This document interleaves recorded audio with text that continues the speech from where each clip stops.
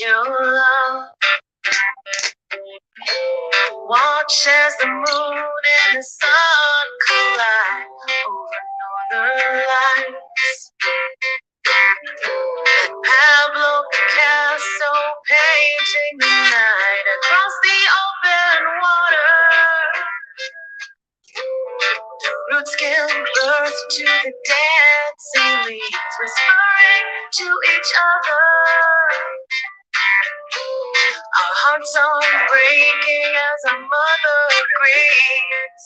And she cries, and she cries, and she cries. I only gave you one earth, one sky. You got to share it. The ground burns, the heavens cry. You must prepare it. Your children's lives are on the line. So raise your voice. It's time for us to unite. This is a war cry.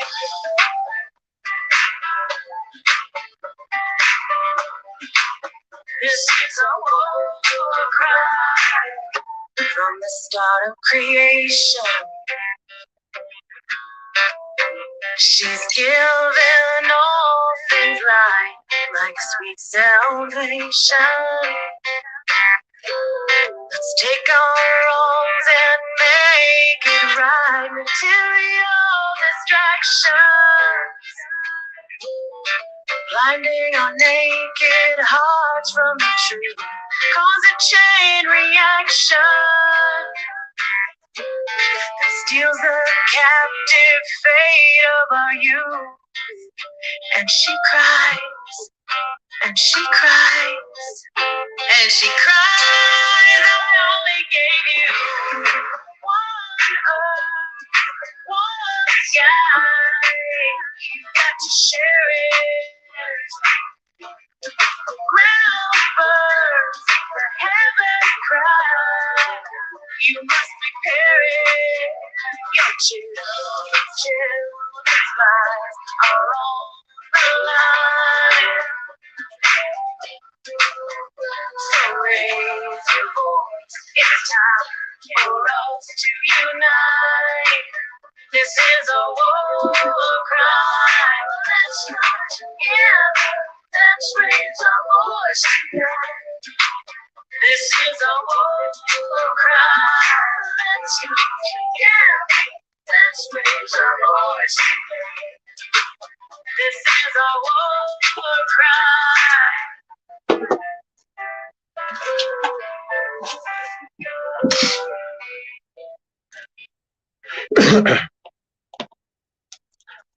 Good evening, everybody. Today is just a couple days before the Falk, Arkansas Bigfoot Festival. That's coming up June 18th. That's from 9 a.m. to 6:30 p.m. I believe they're showing the 50-year Bigfoot Legend of Boggy Creek film there. There's supposed to be some stars from there. They've got some guest speakers and plenty of vending and food. So enjoy the day. Come out. We'll be there. We should be broadcasting from there also. I'm sure we can get an interview or two. We got some people who are supposed to be meeting us there. Very good people. And they have some stories that if we don't get them here, that maybe we can either record or get those stories to you live on that day. We have two Facebook group pages. One is the Oklahoma Bigfoot Predator Watch, in parentheses, Antlers and surrounding areas. Also, Choctaw Missing and Murdered Woman, WMBMAN, and Sun Center and Database. Those are two group pages we have on Facebook that we link these live streams to, because sometimes people can't find them on Facebook. Let's see, the DVD, the Bigfoot DVD we've been promoting. We did all this work ourselves. You won't get any information like this anywhere else. This is information a lot of people are not allowed to have, but we share that. And here on this channel, we also give lessons at the end of our announcements and our tracker check-ins, and then we do a lesson for the day. And sometimes they're quick, sometimes they take a while. But with that Bigfoot DVD, you will catch way up to here, and you will actually, the best researchers would be right here. The best ones you see on TV and all that, YouTube, whatever, they'll be here. You get the DVD, and you can order through the comments or the description. But then you would jump way up to here with us. There's a lot of conversations we have that a lot of people don't understand, but to us, we're speaking directly and plain and simple. But people can't understand what we're talking about. But with that DVD, you will understand, and you will see what you need to see, hear what you need to hear, and it's all just an educational documentary that you'll never find anywhere else. We don't waste your time with this documentary. Again, Falk, Arkansas, on June 19th. That's the next time we'll be broadcasting. We're not broadcasting uh, tomorrow and Friday. Um, we'll also be meeting with some friends uh, and enjoying ourselves while we go into a territory that we're actually going to meet Bigfoot. So, and that also is kind of like an inside joke, but his name is Keith Crabtree.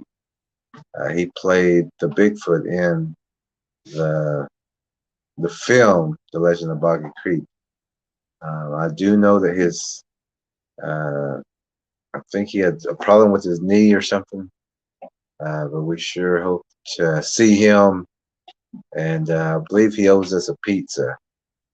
So we really hope that we see him when we're down there.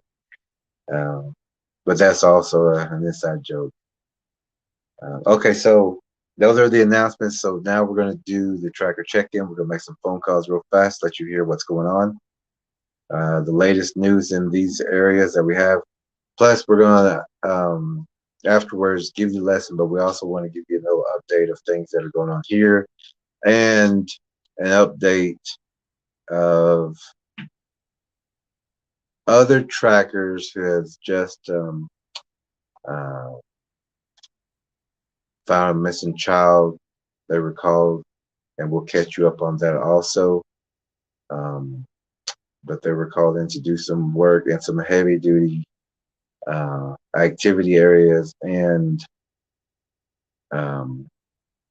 weather. But we talked about all this.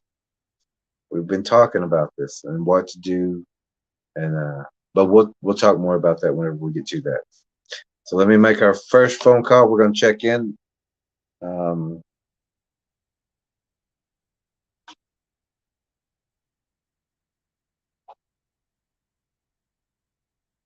This is another tracker friend from Louisiana.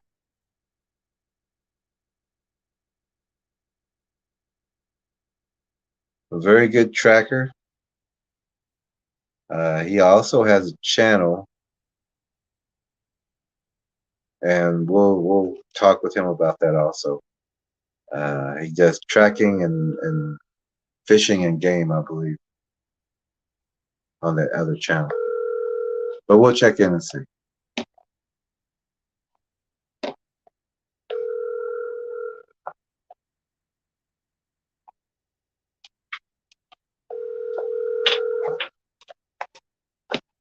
Your call has been forwarded to an automatic voice message system. 33735. Okay, so that call didn't go through. Just give me a second. I'm working with the phone here. Okay. So, we're going to give our next guest who she's a grandmother, but now she's a tracker with us. She's been using the techniques. If you've been keeping up with the channel, and the day-to-days or when we've been having them, you know that she has been using the same techniques that we use. Not the ones you see on TV, not the whatever you see on YouTube. They've been using our techniques. We're experts in this field. These techniques work. We know they work. There's more things that we've been teaching, but if you have that Bigfoot documentary, you will catch up to a lot of things, and we can advance when you do that. So we're going to give our next tracker a call just for a check-in. If they're okay, which they're using these techniques or our techniques, so everything should be okay in their area.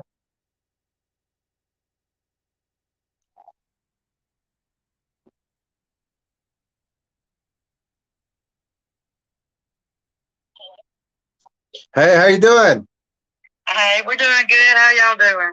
Good, good. We're sleeping good and everything, you know. That's good. Y'all sleeping good? Yeah.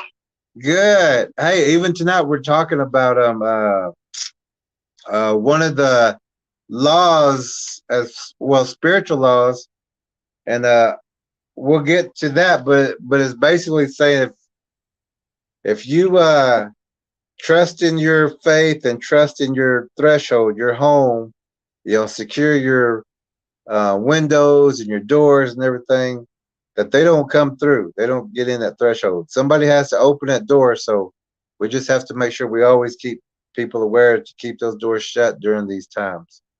Yeah, I have been. Good. And also, and I know you've already done these things, but some of the viewers may not know, but you know, cleaning the house is you know, that's the best way to start, you know, deterring, because some of them sneak in those houses. Yeah, I know.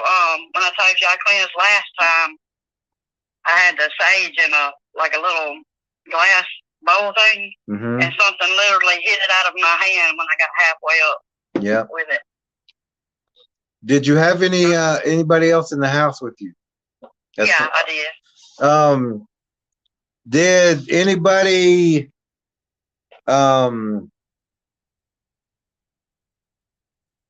was anybody upset or anybody yelling at that time, like an upset child or?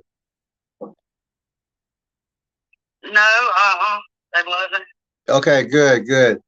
Because a lot of times these creatures will communicate with a child or a baby, and they'll get mad or they'll say words, and we've heard children who are not supposed to be really formulating their words, you know. Yeah. We was cleaning a friend's house with them, and the child said, quit and stop. And, okay. And everybody looked and we're like, the kid shouldn't be, you know. Yeah, for real. I've heard, when I have cleansed by myself, I've literally heard something say, stop, you're killing me. Mm-hmm. I've heard that myself. Oh yeah, they'll try to stop you from cleaning your house. Like, you know, you're messing with their food, basically. Yeah.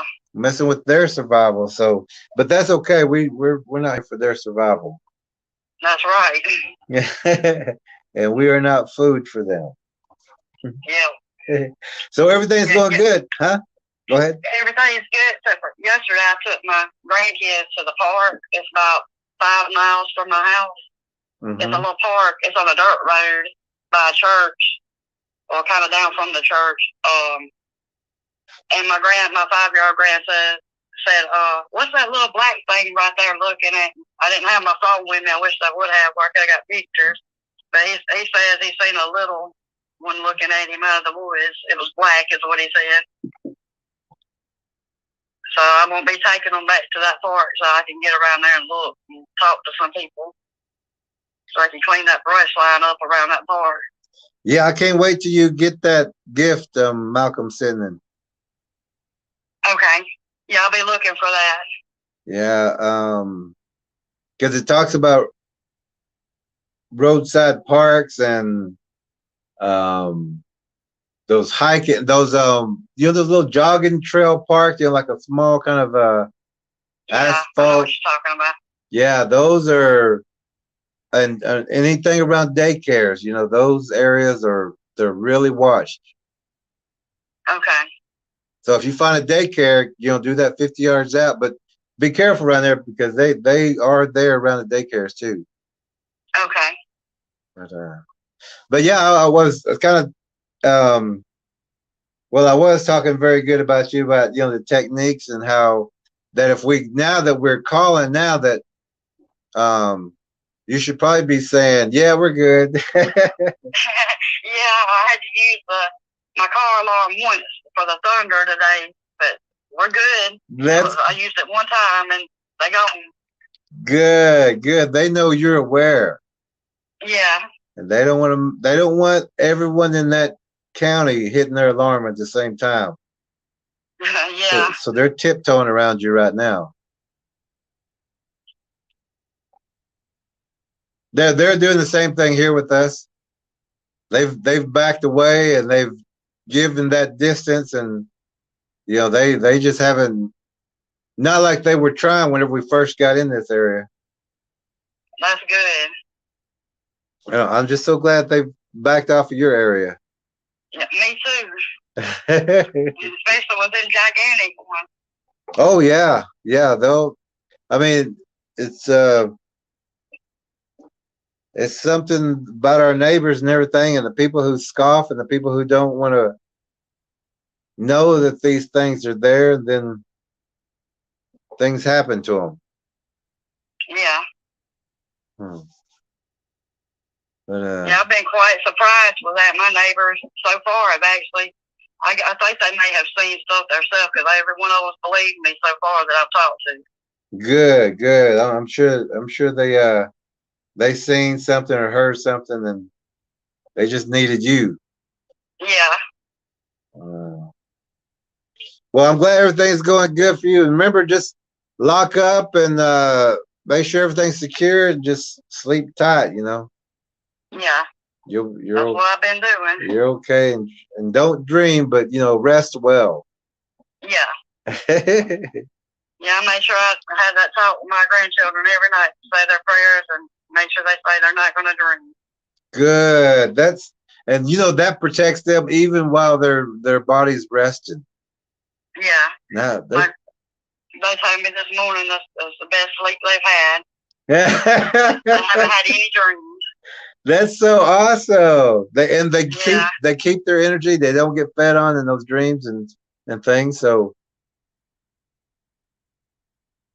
wow, everybody would like to have a teacher like you. I mean, everybody in that whole area's got you now. Yeah. And I'm hoping I can get some more people with me on my level. So they can help me with it. And I'm glad you're teaching the children. Yeah. See, well, our grandparents and parents taught us a different way, but the best way they knew, and that's pretty much the topic of tonight: the rules of human law, or your rules for human law. And that's even in the Bible of the like the Passover with the lamb and the blood. Yeah. That was saying, give a sacrifice, but if you do this, and it also says, go inside your home, lock the door, don't come out till morning. Yeah. And once they did this, that's like a spiritual law also. So as long as you go in, lock your door, you won't be bothered. You'll be passed over.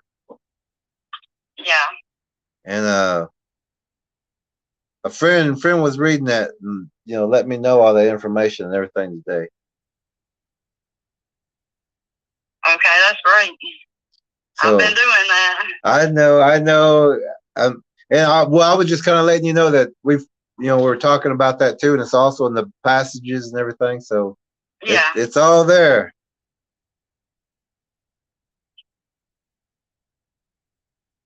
But I'm so glad everything's going good for you, and we'll check in again tomorrow. And oh, we still haven't. We keep missing those pictures. I mean, Okay, yeah, I got the phone. I'll go through them and get it. I forgot about it. I'm sorry. no. I was thinking we still have time because we're going to be at that Falk, Arkansas festival this weekend, Okay. and so we'll be streaming live there. So we'll do some call-ins and check in on you early, so won't be too late. Okay. And so I mean, we'll just be doing like the festival and stuff like that, and hopefully get some interviews and talk to some people who might have some encounters and things like that, and answer some questions. But we won't get back into our like this cycle probably until that Monday, that or next Monday. Okay. And I'd love to have those pictures to show people things like this, because they don't see things like this. Okay. Okay, well, we'll wish you a good night, good rest, and the children and everybody, and we'll check in with you Saturday. Okay. All right. I'll be looking forward to it. I'll go on and be getting onto that video and the pictures too. Good. Yeah, I can't wait to see the video of that fog rolling. Yeah, I have videos right when the orbs first like pop up, like it's forming, and then as it goes along with us and all of that. Oh wow. Yeah, people haven't seen anything like that. I'm just so glad you were able to capture all that. Yeah, I just started having that feeling and went with it. Started snapping pictures. I feel that energy coming. That's it. Use it. Yeah. Wow. Okay, we'll give you a call Saturday, but I'll message and work it out with you. All right. All right. Have a great night. Y'all too. Bye. Bye-bye. So we got through to one of our tracker friends in Alabama, which is a very hot spot right now, especially around the rivers. One river I know for sure is Tombigbee River. Be very careful around those swimming holes and fishing areas. There are a lot of sightings. That's not the only river, but there's multiple rivers and multiple sighting areas, and there's tracks being found everywhere around those swimming and fishing areas. So be very aware, be observant out there around the Alabama area. Also here in Oklahoma. Well, everywhere really. We're going to try our. Hopefully, we can get in touch with him. We haven't been able to get in touch with him too often. He does work around this time, so we do get lucky sometimes. And we just like to. He was a caller one time, and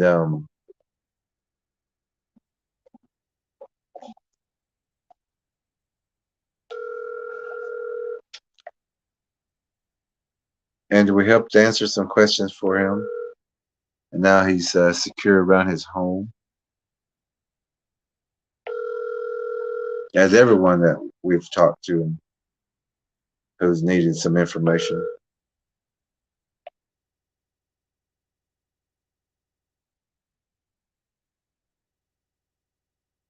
Please leave your message. And like I said, he's like a hit and miss because he is working around this time. But he was a caller who was needing some answers.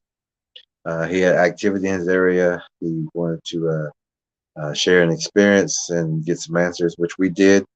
Now his area is secure.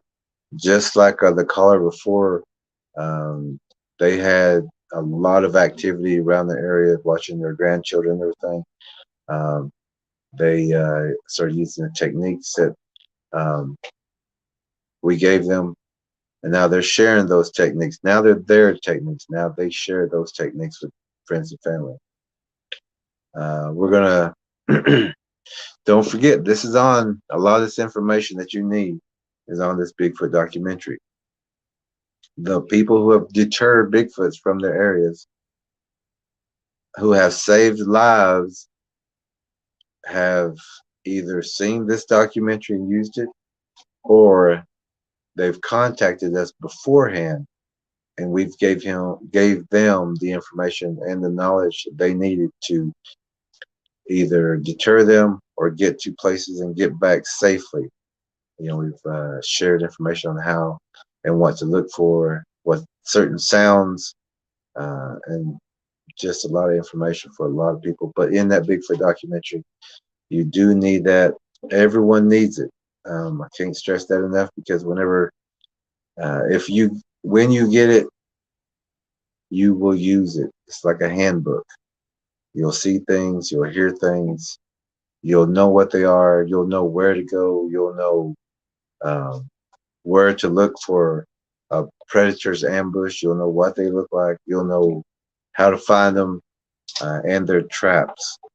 Uh, but there's a lot more things than that on that DVD. It's just packed with all the information that you need. You will be seeing, translucent Bigfoots. There's just so much on there. So we're gonna give our next caller a call. And she was supposed to get us some information about a young man who I believe was walking home, even though he knew that people were seeing Bigfoots on these roads. Apparently, he walked home and got turned around somehow and lost track of some hours. And so one of the parents was supposed to get in touch with us or get that information, and we're going to give them a call. And we're going to give them a call right now. And if it's nothing, it's nothing. But they need to understand that those roads are dangerous. And then we'll get into our lesson for the night.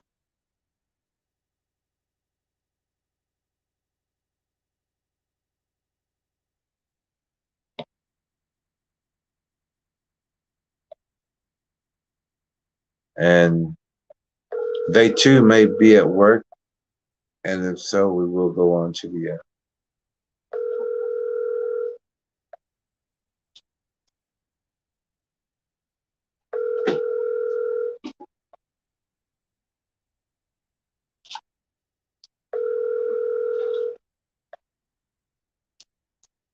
Your call has been forwarded to an.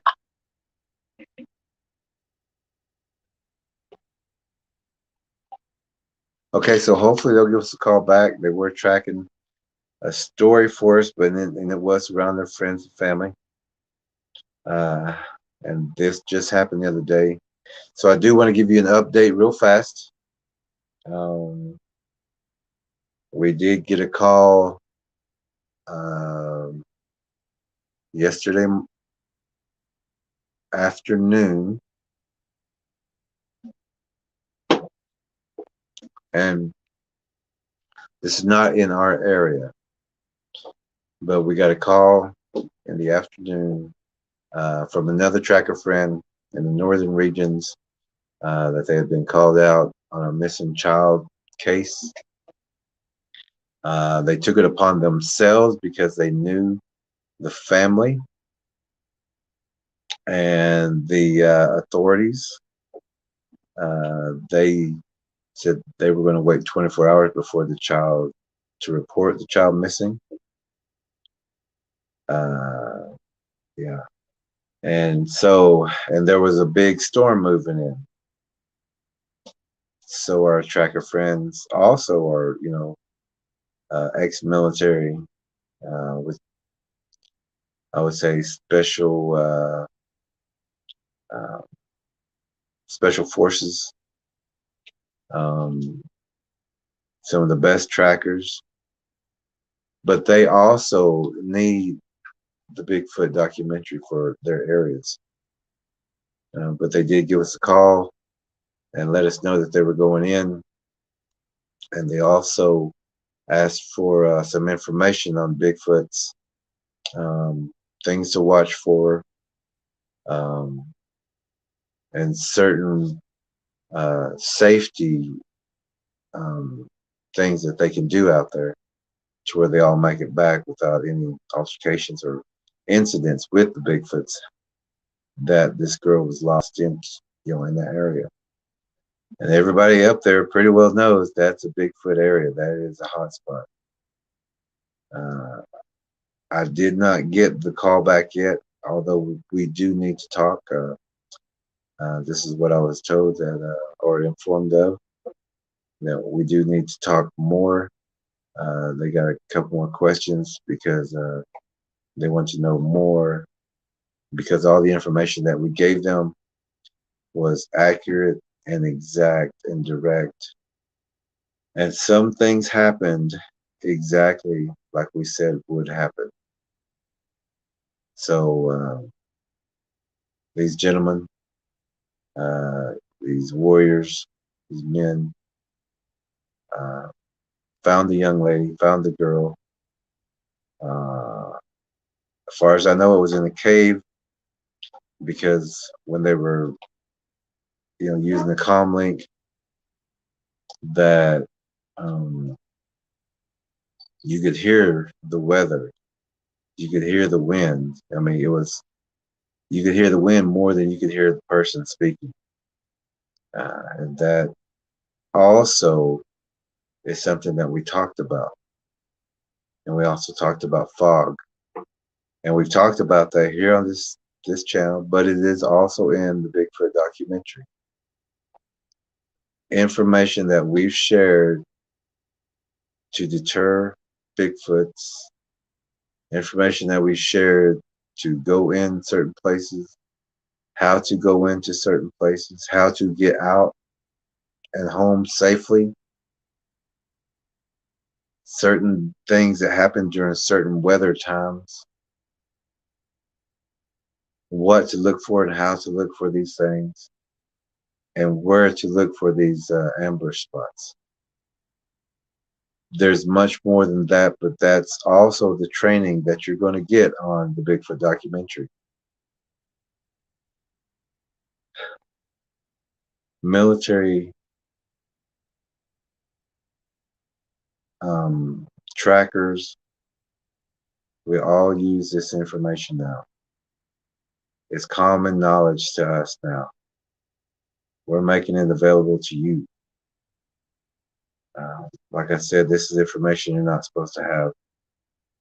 And things that we talk about on the live stream, some of the things I know that people understand, like phrases like "here comes thunder," "oh, there's lightning."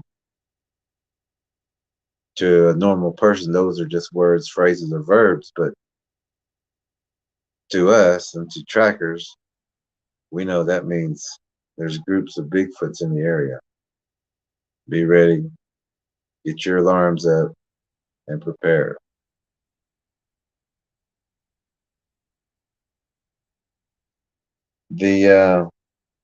So the young man, or the young lost child, as far as we know, has made it home safely. The trackers, they're home safe. We haven't heard from them since, but I'm sure they're probably sacked out. They're probably plus they still have families too. And this was something they did on their own. The officials did not want to, even list her as a missing person until the 24 hours was up. But our friends, the trackers, they all took it upon themselves to go and search in Bigfoot occupied territory for a missing child. They did their job. They're back home safe. That's the update on that part. So what we was talking about for the night, rules for human law. Now there are spiritual laws, and most people, you should know this because it is in the Bible, it is in stories. Everybody's heard them, but you just, even though you've been told, a lot of people haven't listened. They heard, but they didn't listen. And like we were talking about being secure in your home, a threshold.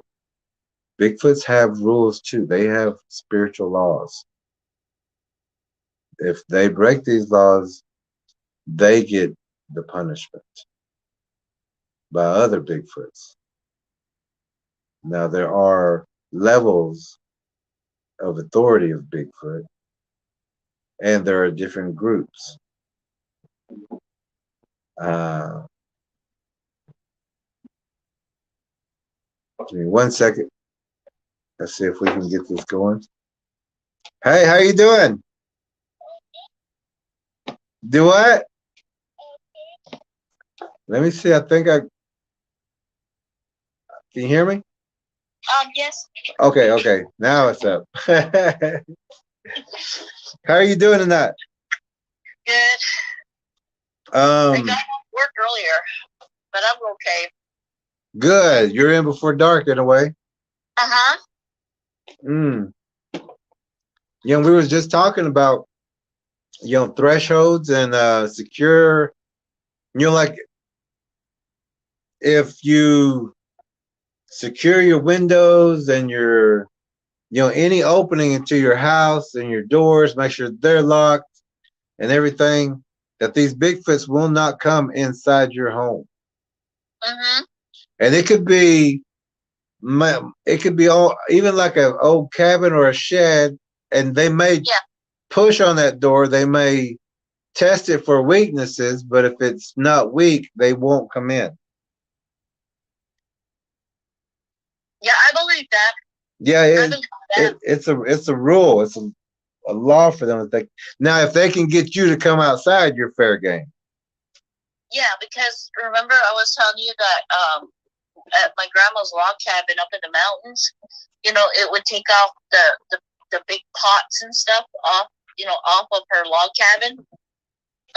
But it won't like push the door or anything like that. But it would take off all the pan, like the little the steel, tub looking things off their walls on the outside. So she uses that to dye her wool. So my grandma used to make Navajo rugs, like for just little designs and everything. So she would use those big pots to, I guess, dye her wool.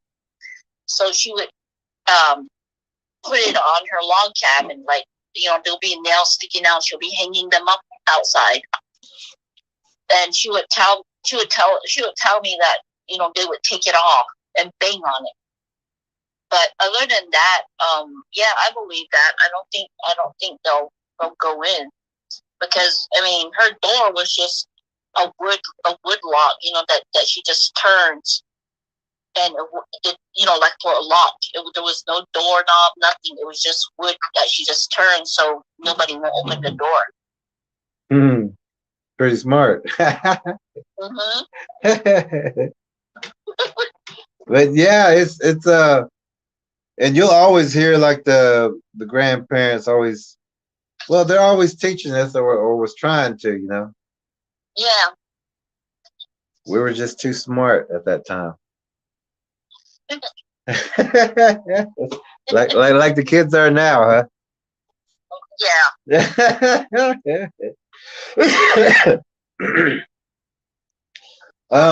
So what happened about this young man? Did we get an update on that? Well, what he told my daughter was, I guess here in Louisiana, it's hot. It's like 100 degrees. So they don't sell swamp coolers, like the kind they sell, out in New Mexico. So all they have is the little window coolers, the little ones that you just put in the windows, the electric ones. So we have it in the whole, the house. We have one in each room, and then 2 in the living room. But I don't know. I guess he just got bored, because my daughter was at work and he was at home, by himself. So he wanted to explore, to see what was around. So he decided to go for a walk. I guess around about 6:30. and it doesn't get dark. Like right now, it's almost 8 o'clock, but it's not even close to getting dark.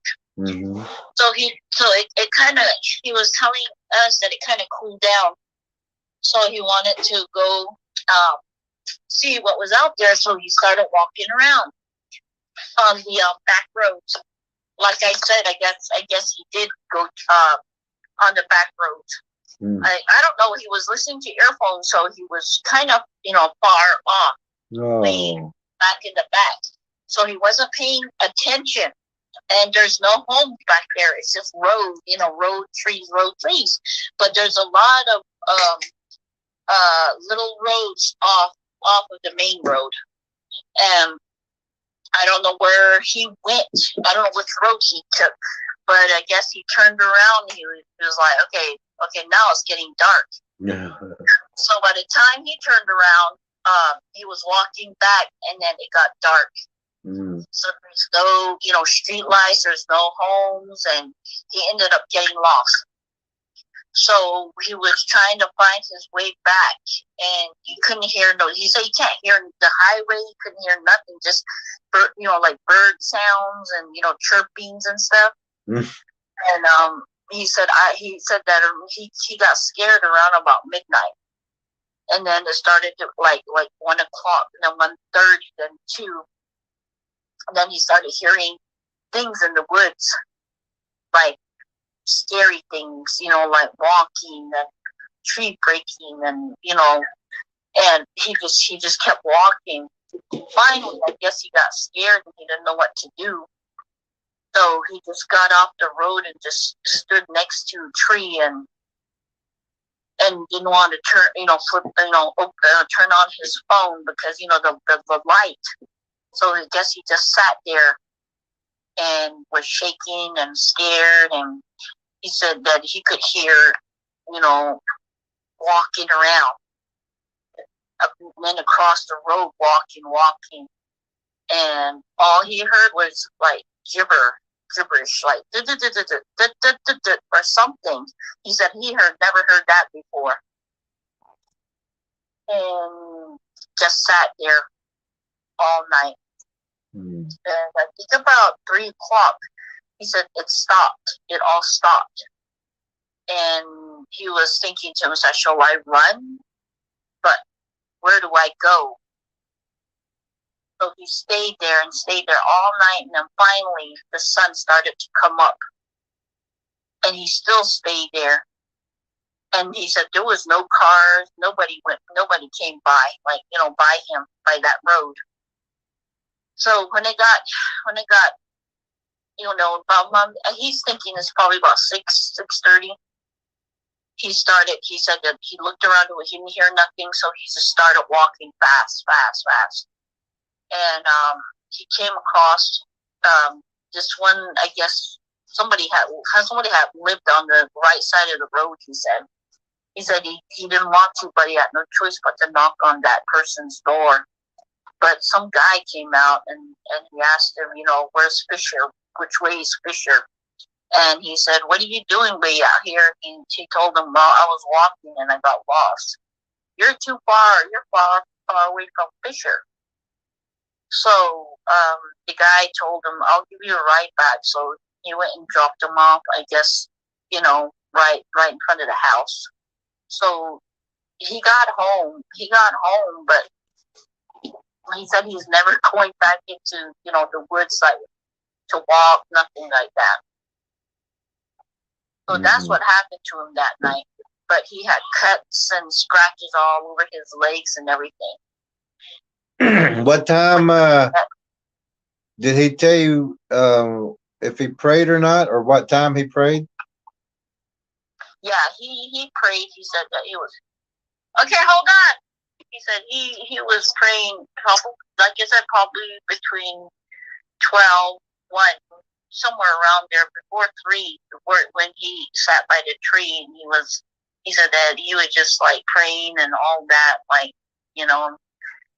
Then it stopped, huh? Yeah, he just heard like gibber, like across, across the road, and there was some behind him. Yeah. And he said that his legs are all, see, my daughter said his legs are all scratched up, and he had got, got bitten by, I don't know, bugs. I'm thinking ants, because there's little dots all over his legs, and he sat there. And he said it never did get cold, though. He said it was hot, but you can see. He said that the one thing he said was the smell of somebody, who had taken a shower. Mm-hmm. That rotten smell. You could smell it. Mm-hmm. He said it was bad, and he said that it's that smell just stayed in that area when he was walking back and went to that house. But I smelled that before. I smelled that before, especially on these roads when you're coming back or either going to work. It's just one area you could smell it. I mean, you could really smell it. It just smells like rotten eggs and just death and just that nasty smell, like somebody hadn't taken a shower. I said, I know what you're talking about, because sometimes when I'm coming back from work, it's just one certain area. It's not always in the same spot, but it's always in different areas. Like if you drive across a certain area, and that smell stayed there. One time it stayed like a little outside of Manny by the water tank. That smell stayed there, I think, for 2-3 days. You can smell it. But that's what he was telling us, and he said he's not going for a walk again by himself. Mm-hmm. Yeah, these Bigfoots will also use stickers across like trails and paths, and that's to scratch up your legs or to make noise on pants or to trip you up. Yeah. So also, whenever those scratches happen, they leave a blood scent. Oh wow! So he was surrounded, and what the topic of tonight is rules for human law, and also we're talking about how once you pray, once you say Jesus, Bigfoots have a spiritual law that they can't touch you. They have to back away. Yeah. And so whenever he prayed, the gibberish started happening. They were saying, this guy's praying, we can't touch him. So they were saying, leave this one alone. Yeah. Yeah, that's what you said, that he was just doing. You could hear it like, blah, blah, blah, blah, blah. He said it was a weird sound, like mumbling. Yep. Like mumbling and mumbling, and then it's just like it sounded like several people, like not people, I guess, voices, but they're all like boom, boom, boom, boom, boom, boom, boom. He said it sounded like they were underwater. Yeah. It was weird, he said. Yeah. I was like, wow. I'm glad he made it home.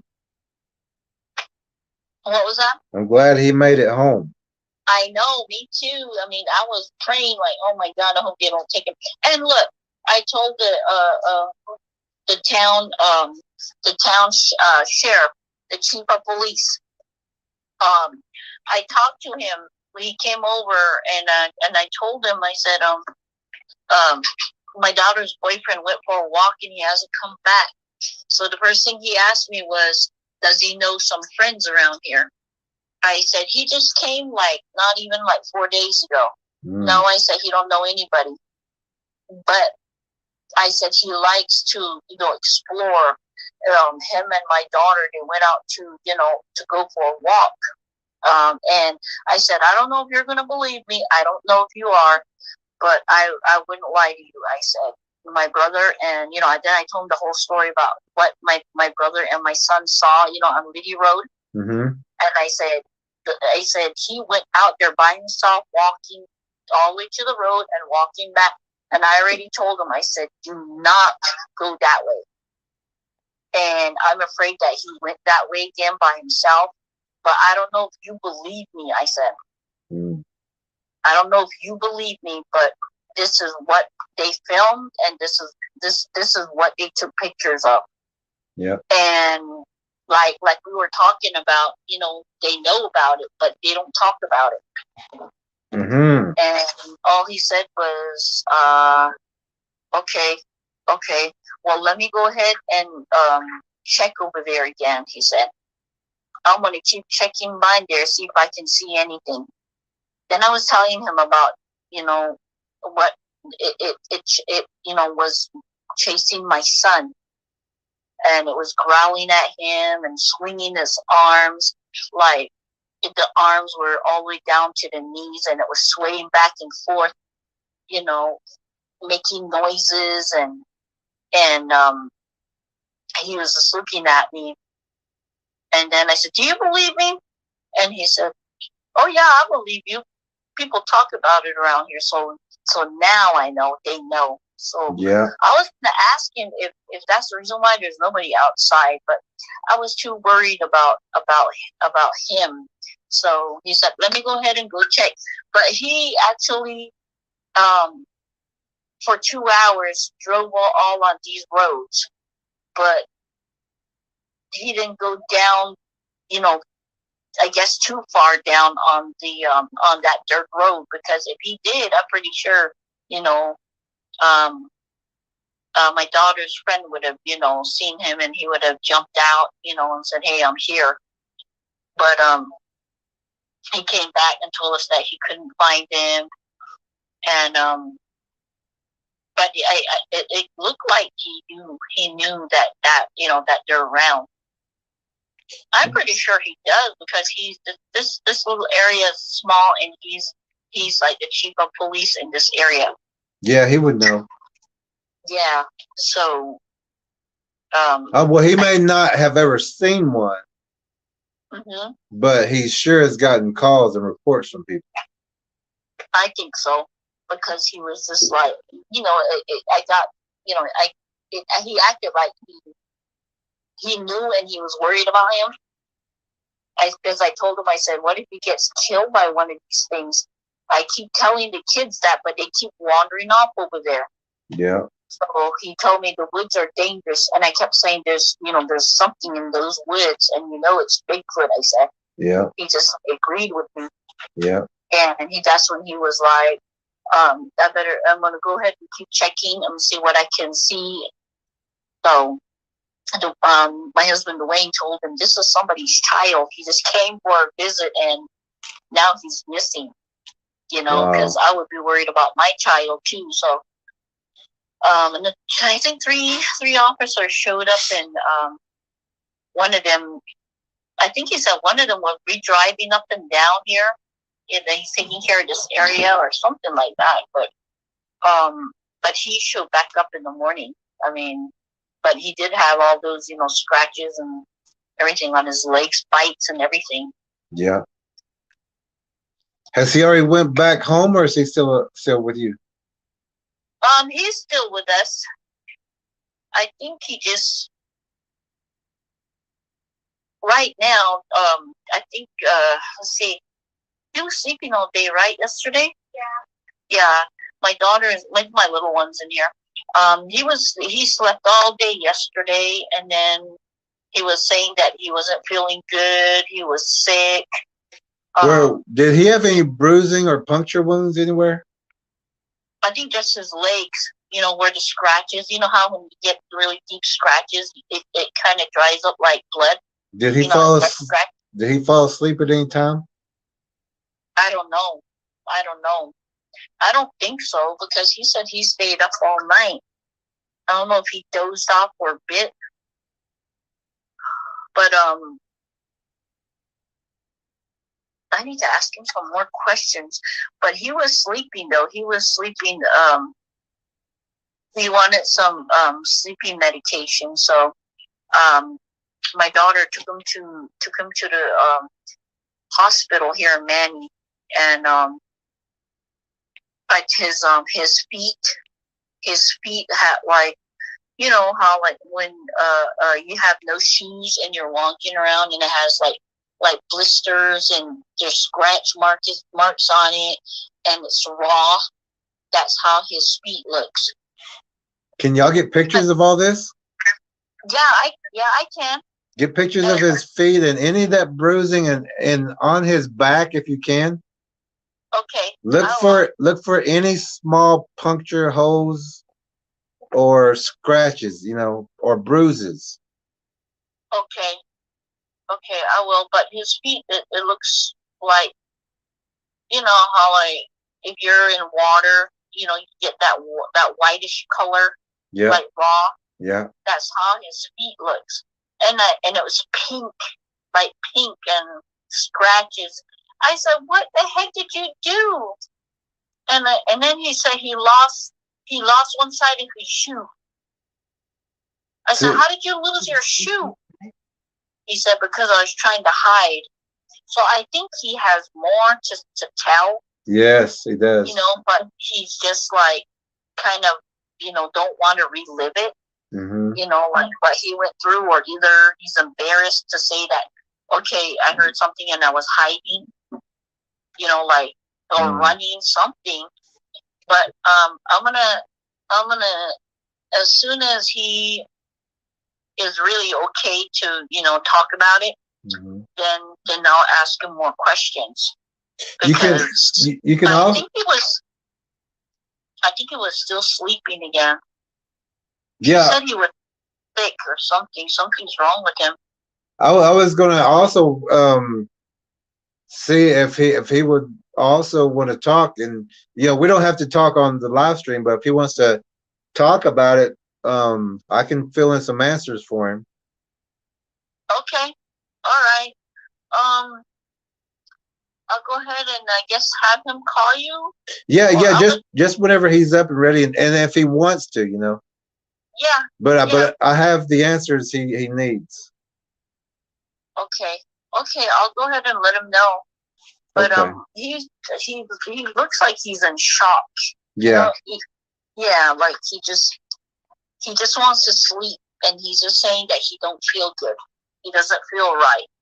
Yeah. I don't know what that means. I mean, I know what it means, but I don't know if he means like being sick or just in shock. Did they take any like blood tests from him or anything? I don't know. Okay. Like I said, I you know, because I've been just working. Yeah. Like this morning, I got up at 5. I got off at 11:30, and then I had to be at work by 5:30. So I haven't seen them yet. Yeah, or got some sleep. Daughter. What was that? Or got some sleep. Oh yeah. When I got back, I slept for an hour and a half. Yeah. Yeah. Then but I haven't seen him ever since I came back. Usually they'll be walking around or sitting in the living room, but I haven't seen them yet. Okay. Yeah, because I know that he probably heard, you know, certain noises and to hear the footsteps, you know, a man walking up, you know, is not going to make sounds where he's going to hear it across the road. Yeah. So he knows it was something big. Yeah, because remember I was telling you I heard it behind Walmart. Yep. And when my daughters and I and my son, you know, when he was making that noise, the whooping noises, we're driving real slow in the van, and we stopped. And when we were driving really slow, my son was making those noises, and all our windows were down on the van, and you could hear like, you know, like rustling noises, walking. And that's when my daughter was like, "Josh, be quiet. I hear, what did she say? I hear crackling noises," or something like that. So she was doing that, and then we were ready to leave. And then that's when that big tree snapped. We heard it. And we got scared. I said, "That's it. That's it." I said, somebody's gonna run at us and take you through the window. So we took off. That was it for me. I said, "It's gonna go towards the van." And then my daughter goes, "Mom, you're the one that wanted to come out here." I said, "I wanted to see what he saw, but after hearing that, Yeah. walk the brushes and that crackling noise, somebody like walk something heavy, making that noise. But we have that video on Caballero Bigfoot though. You can hear it walking beside the van. Yeah. Yeah, when we're driving real slow. My daughter, you can hear my daughter say, I hear it. I hear crackling noises, and you can hear it. Like little branches breaking. Yeah, just to even hear it, it's a good size one. Yeah, and I was telling that Steve, I was telling him that where the big one, the biggest one, the tall one, the one that's that's 8 feet or taller, where that one came out, my son said there's a trail. There's a trail, but from where it came out, there's two big trees with the limbs broken on top. Mm-hmm. In the same spot, and they're broken. And my son said that there's in between those two trees, there's a it looked like there's a trail that leads all the way back to something that looks like a nest. And he said it looks like something's been laying in there because it stinks. He said, and I guess they were back there, and all of a sudden they started hearing footsteps, like heavy footsteps, and that's when they ran. Mm. I said, yeah, I shouldn't even go back there because you never know. Yeah. It's going to take you guys it's like, that fast. What's it going to take, we've even got the young man, the boyfriend, who experienced all this, and still people will still hear the story and still say, well, I'll go out there and see for myself. That's what my coworker Jax was saying. He goes, can you show me where it's at? Because I want to see it. I never seen one before. I guess he lives in towards Natchitoches, Robeline somewhere. Towards Natchitoches. He goes, I never seen it before. I really want to see it. I'm serious, he said. And I was looking at him like, are you serious? He said, yeah, I'm serious. I'll kill it. I was like, I said, why are you going to kill it? He goes, that way just to show that it exists. I said, well, you're going to have a lot of bullets because there's more than one, I said. Yeah. I said, we're not going to be playing that commando. Once you see it, you'll be running, I told him.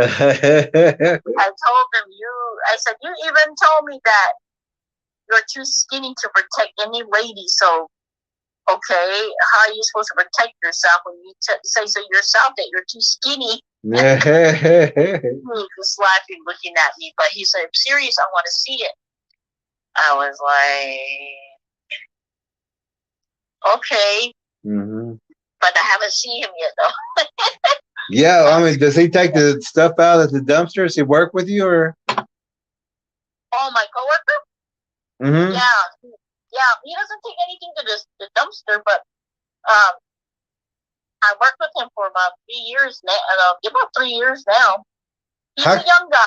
How come he has it? 24, maybe 25. Oh no. Young and knows it all, and. Mhm. But I think some who was it? One of my other coworkers too. She was telling me that her uncle lives in Zawali, and he went hunting. And I guess he was sitting in, I don't know how they set up those game things, because he had a chair. She said that he had a chair up in the trees. Yeah. And he was sitting there, I think about 3 o'clock in the morning, because he had set up somewhere in Zawali. Mm-hmm. And he was sitting up in the trees. So he said that it got really quiet, so he kind of knew something was around, so he was quiet. And he said that somehow he had climbed down or something, and he started running with his gun back to his truck, and he said that he told her, oh, I believe those exist because I came face to face with one. Oh like yeah. really face to face, up close. Mm. We stood there to each other for, oh my gosh, I guess he said it felt like months, because he said it just stood there staring at me, and I was staring at it. It was tall, it was big, it could have broken me in half. It growled at me, and then it turned around and it walked away real slow. Mm-hmm. I was like, really? She said, yeah, that's what my uncle was telling me. And my uncle told me that, yeah, they do exist. So I guess she was telling him what my kids saw. And he told her, yes, they do exist, because this is what happened to me a couple of years ago in Zawali. So I guess people do see it, but not just in Fisher, Manny, but they do see it in Zawali too. They see it there. They just, people hasn't came out and publicly said it, and that's why everybody else is locked inside the house at night, because they know that these things are around, but they're not telling neighbors. I was just, yeah, when we first moved, like I said, it was quiet, and then people don't have their porch lights on. It's just dark around where they live. And it's like, why don't they have their porch lights on? Mm-hmm. But the street lights, some of them do work and some of them don't. But I was thinking, why aren't their porch lights on? I just thought it was because, of their electric bill or something. Mm-hmm. That's what I was thinking. But yeah, there's nobody outside at night, especially about this time when it's getting dark. There's no one. Yeah, like even what your grandmother's cabin, there was no lights there. Nope. It was just like, you couldn't even see your hand. I mean, it was dark. Yeah. But lights do draw attention to for them. Oh wow. And so your neighbors are like, let's turn ours off and let them go to the other neighbors. And here my porch lights are sure on the side of the house, the front of the house, the back of the house. Well, yours are okay because you're aware of them. Yeah. And so you're looking, and they know to stay away. Yeah, but that real loud growl and it throwing something. Yep. That's what really scared me, because you can just have that feeling that, because when we come home, I keep telling the Wayne, I said, you know what, we better hurry up and go back in, because I don't want to be out here. It's scary. I do that down that road. I said, it's dark. This forest, the forest starts from down there. It's just a little ways from here. And you don't know, there's no fence whatsoever. It's going to come in from Lydia Road and then come on to the road and come up this way. Yeah. I know it, I said. No, nothing won't happen. Sure enough, when we're going in, I heard a growl. Like sure enough. So you already knew. I left him right there at the fence and I ran. Good. I thought I was going to make it into the house, and somebody locked the top door with the chain. Oh. And the chain stopped me, and I was banging on the door, shaking it, and oh my God. Oh. So finally, my daughter rubs her eyes and comes out, and then she opens the door for me. And what's she doing locking that and falling asleep? Huh? She locked it, then fell asleep and knew that y'all were coming home? No, we have a 2-year-old, so we usually clean up the top door, so she knows how to unlock the door and walk out. Oh. So that's the reason why we have the little chain on top where she can't reach it. Oh, good. But she knows now she can get the broom and and take it off. So now we're beginning to hide the broom or whatever, the broom, and so she won't, or the fly swatter, so she won't, try and poke at it and take off the chain. Yeah. So she's smart. Yeah. So that's why, so when we're going to bed, we have to, lock that chain. So, yeah. we're afraid that, she might wake up and, walk out. So that's why we have that chain on there, on the back door and the front door. Well, that's good, but the daughter needs to stay awake till you get home. Yeah, that's what I told her.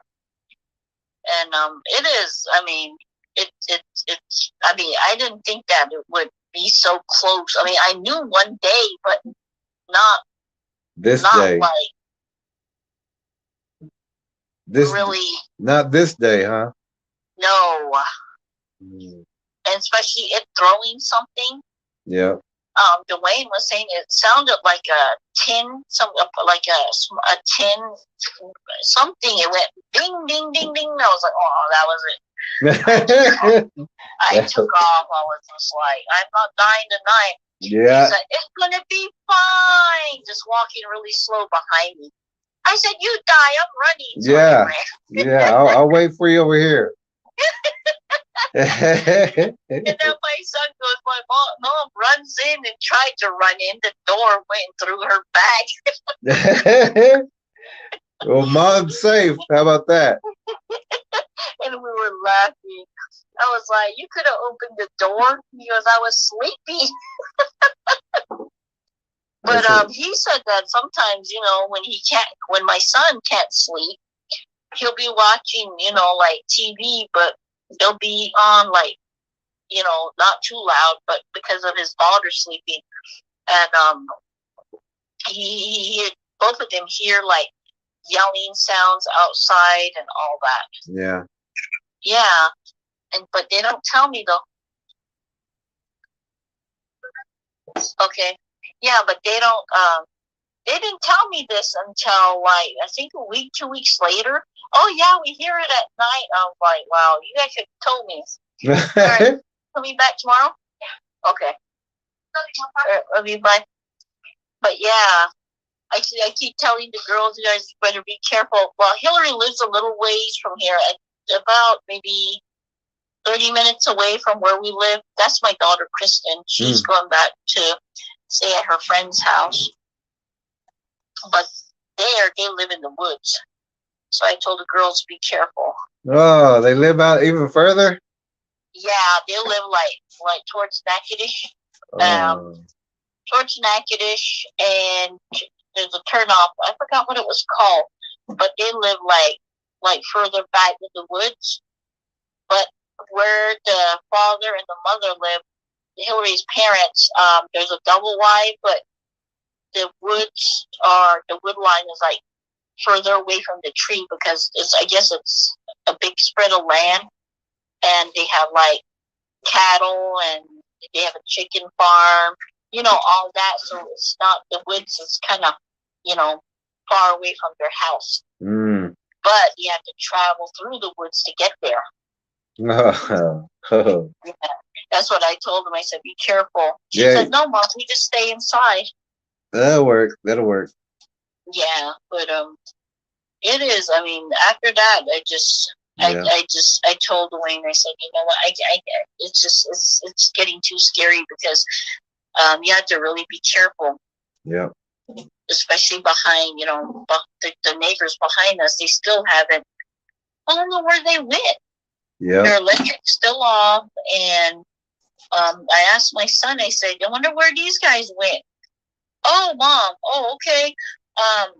Okay. Word has it, from the neighbor was telling me that the guy was stealing from homes. So he stole $30,000 worth of things from someone. I guess, going from house to house. And he's in jail. I was like, and here I said, I thought something, happened to them with the, Bigfoot or something. No, I guess he's been stealing. I was like, oh, okay, now we know why he's not there. But I said he should have paid for his electric, so that way his street light would have been on. From behind the house all the way down to Liddy Road. No street light. It's just dark and trees. Well, I'm surprised they didn't. Huh? That's where that sound came from. Like, behind, behind on that road, like where the wooded area is at, where the tree line's at. That's where I believe that sound came from, because it was loud. It threw something. Yeah, I would be looking for a place in town, or just get out of that certain area. That's what I told Wayne. I was like, we need to get out of here, because this place is just no wonder, because the neighbor's selling their house too. Yeah. So I think they're just ready to just leave this area. Oh yeah.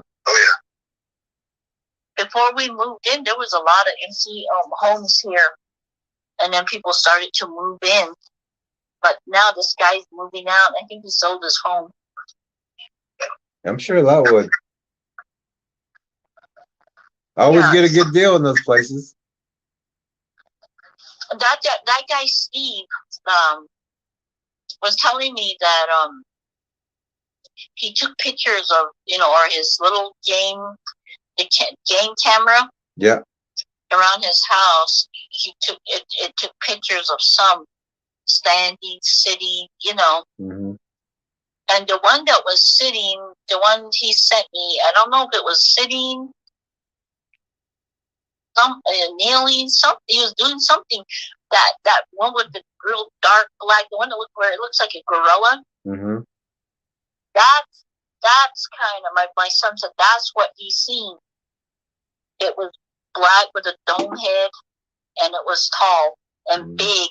He said it was wide.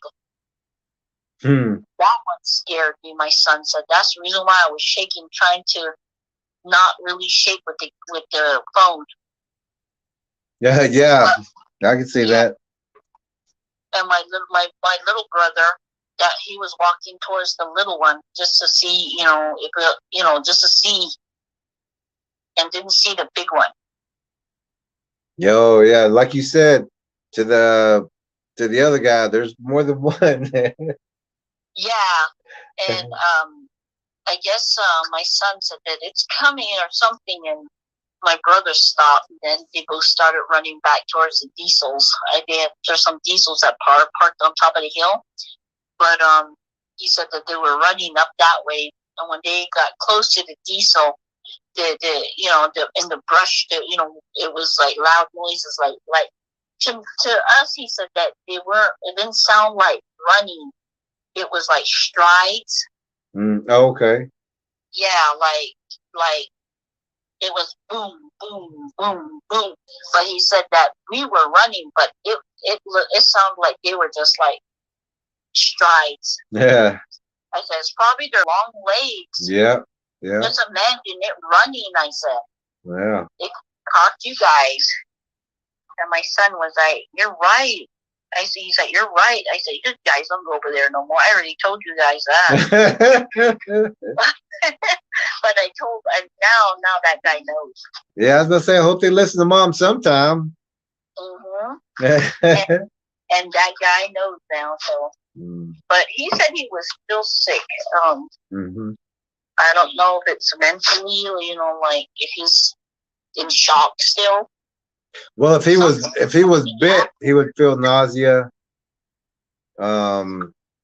weakness, dehydrated. That's how he said he feels, like weak, dizzy,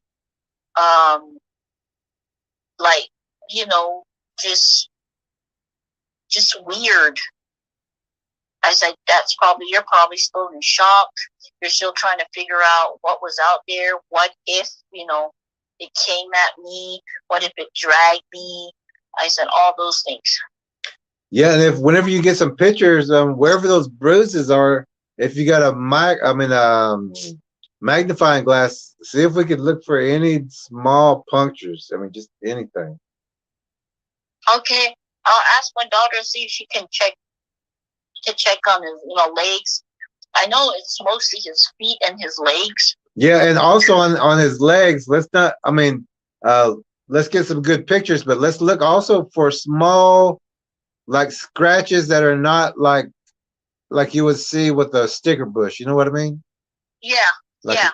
like a claw, little scratch or a nick, because they'll if he fell asleep, they can like just barely do like a paralyzing bite, Yeah. and they will suck blood, while people sleep. So that will also make them tired, dehydrated, loss of blood.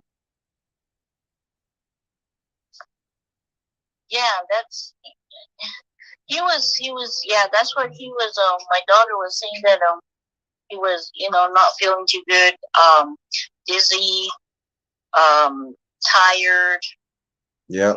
weak, Yep. just not feeling too good. And I had bought like, those little 24 packs of water. Yep. I had bought like 4 cases of it. So that evening, and then towards 1 o'clock when I was going to work, 2 cases were gone. I was like, wow. I said, did you guys already finish the water? And they said most of it he drank. Yeah, that's a symptom from blood loss. Oh, wow. That's to try to hydrate the blood and get more liquid in there. Hold on. Hold on real quick. My daughter said that they were on the back roads and they heard something. Hold on real quick. Okay. What was that? Watch, listen. Over there right now. And I was like, let's go to the back roads. And she said, okay. So we were going, and then we smelled something like really fucking dead. And we kept driving, and then Terry was like, I was like, this is where they see Bigfoot. So she was like, oh, let's go turn around. So we turned around, and we parked at the end, like in the middle of the road, and she stopped, and she slowed down and rolled our windows down. We freaking heard something in the woods. What did it do? What did it do? Like, I heard walking, and I heard like fucking, like, said, like, not said something, but like, it made a noise. Oh, wow. Right here, where that little thing is. Wait, let me show you, Mom. Okay. You know, right here, it's right there where that like in the middle thing is. Oh, you mean where that little water thing is? Yeah. Oh, is that where you guys are going again? Yeah. I told you guys not to go over there. Okay, now you guys are listening. We're Bigfoot hunters. They're Bigfoot hunters. They need to be experienced before they can do something like that. Oh my God, what is that? What is that? Can you hear it? I can hear it. I'm quiet though. Okay, hold on.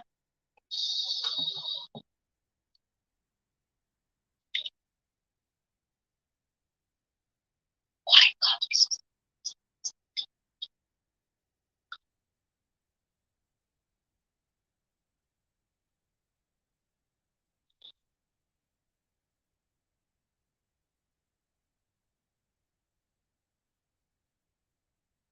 Bubba, was that tapping rocks tapping? Yeah.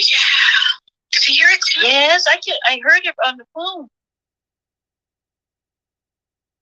It was tapping on two rocks together, right? It was something like that. It was tapping on something. I don't know. I heard it. Did you hear it? I didn't hear it. I'm still listening though. Okay. You should record it. Reverse back a little bit. Well, but you should record it. Turn on your recorder.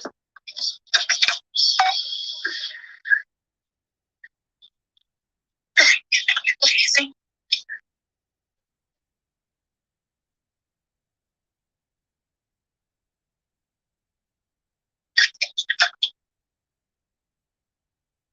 You have machine gun? Okay, good. Oh, this right here looks scary.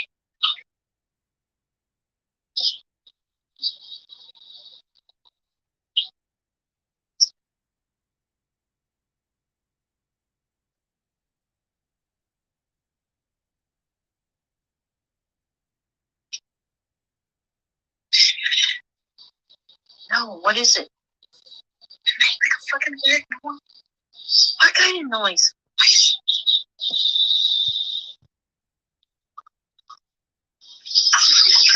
It sounds like a gorilla or something. It was like making weird. It was like, oh, it's deep through here, Hillary. It fucking smells like something dead. Oh my god. Oh fuck no. Oh, we're gonna have to go right now because we're gonna try it right now. What is it?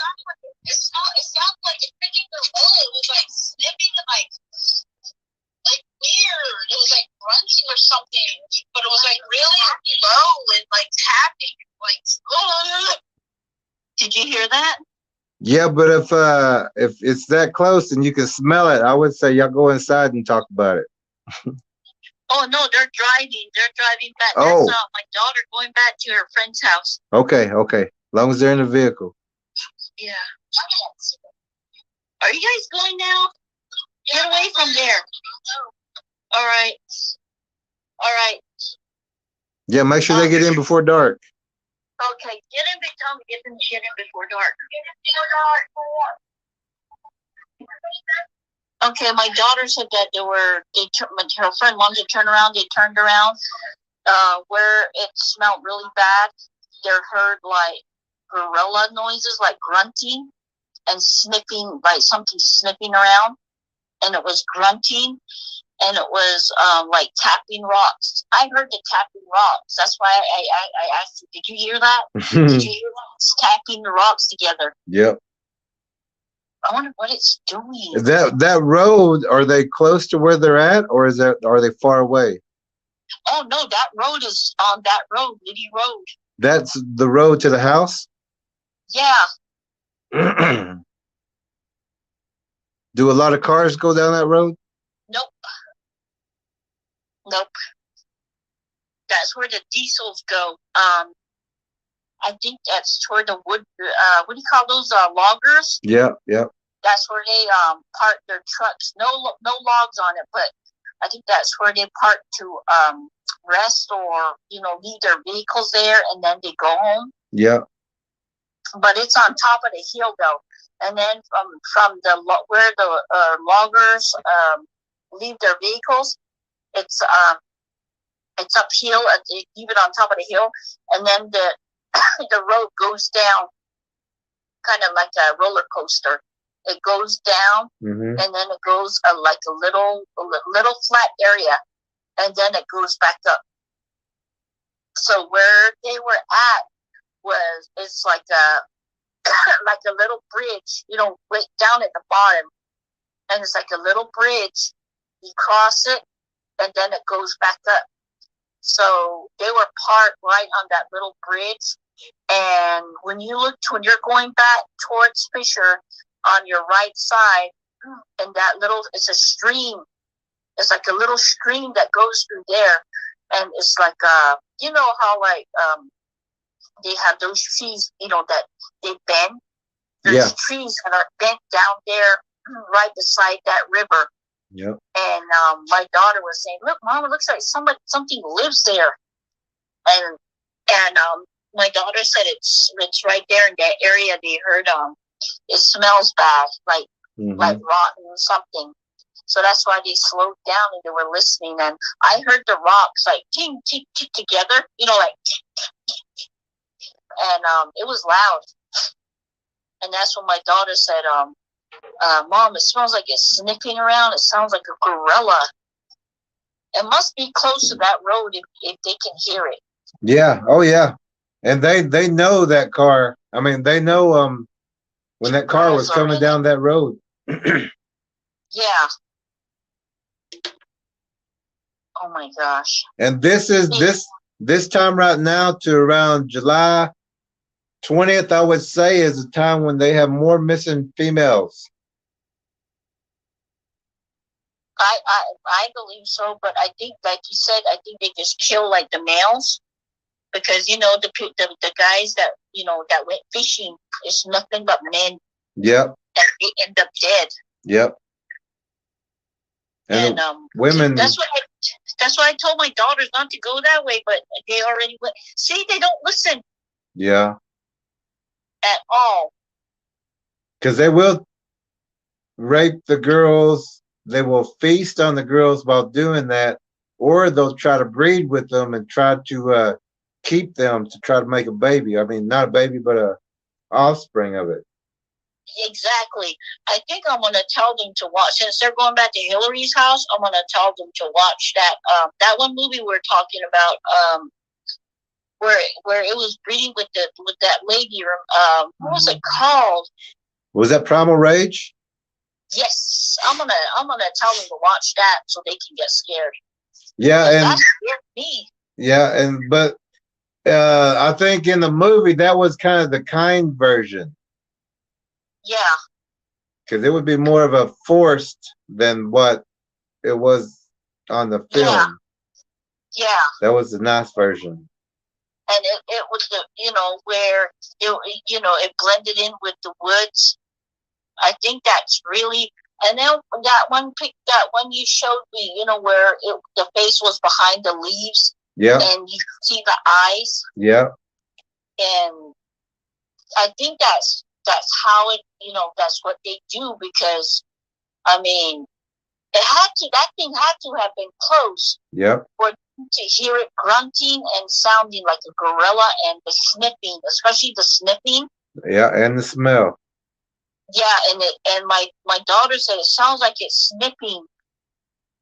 I said, I was gonna say, are you guys wearing perfume? Or, and I know that girl sprays her little.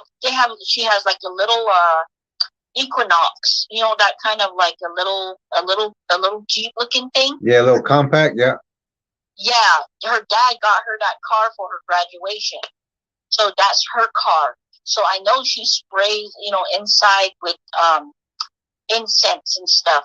Oh, so no. That's probably what it's trying to sniff out, because their windows, when they FaceTime me, that's what you were listening to. They were FaceTiming me, and their windows were all down. Yeah, and now they got the whiff of 2 young girls. Yes, that's I want to talk to her again. As soon as we hang up, I'm going to go ahead and call them, and I'm going to tell them, do not go back there, because if it was sniffing, it's definitely sniffing from the inside of your, whatever you guys have on. Yeah. That's the reason why you heard it, trying to smell, it's smelling you guys. Yeah. But I did hear that really loud, that when you're beating on a rock. How many girls were there? 2. How many knocks? I don't know. There was a lot. Oh, okay. Ping, ping, ping, ping. Like, it was, I don't know, like caveman. Chum, chum, chum. I'll ask her how many knocks, but my God. Ew. In the film, we talk about the wood knocks and things, and yeah, whenever they wood knock, those are locations, those are sentries saying food is here or food is in the area. That's you should have seen my daughter's face on FaceTime. Yeah. She got scared, just the look on her face when, that rock, that bing, bing, bing. She looked at her friend with that, like, oh my God, kind of look. Yeah. Well, they know by you, they know that these things are there. Mom's trying to warn everything, and now they're actually getting to hear and see and smell, and they know now.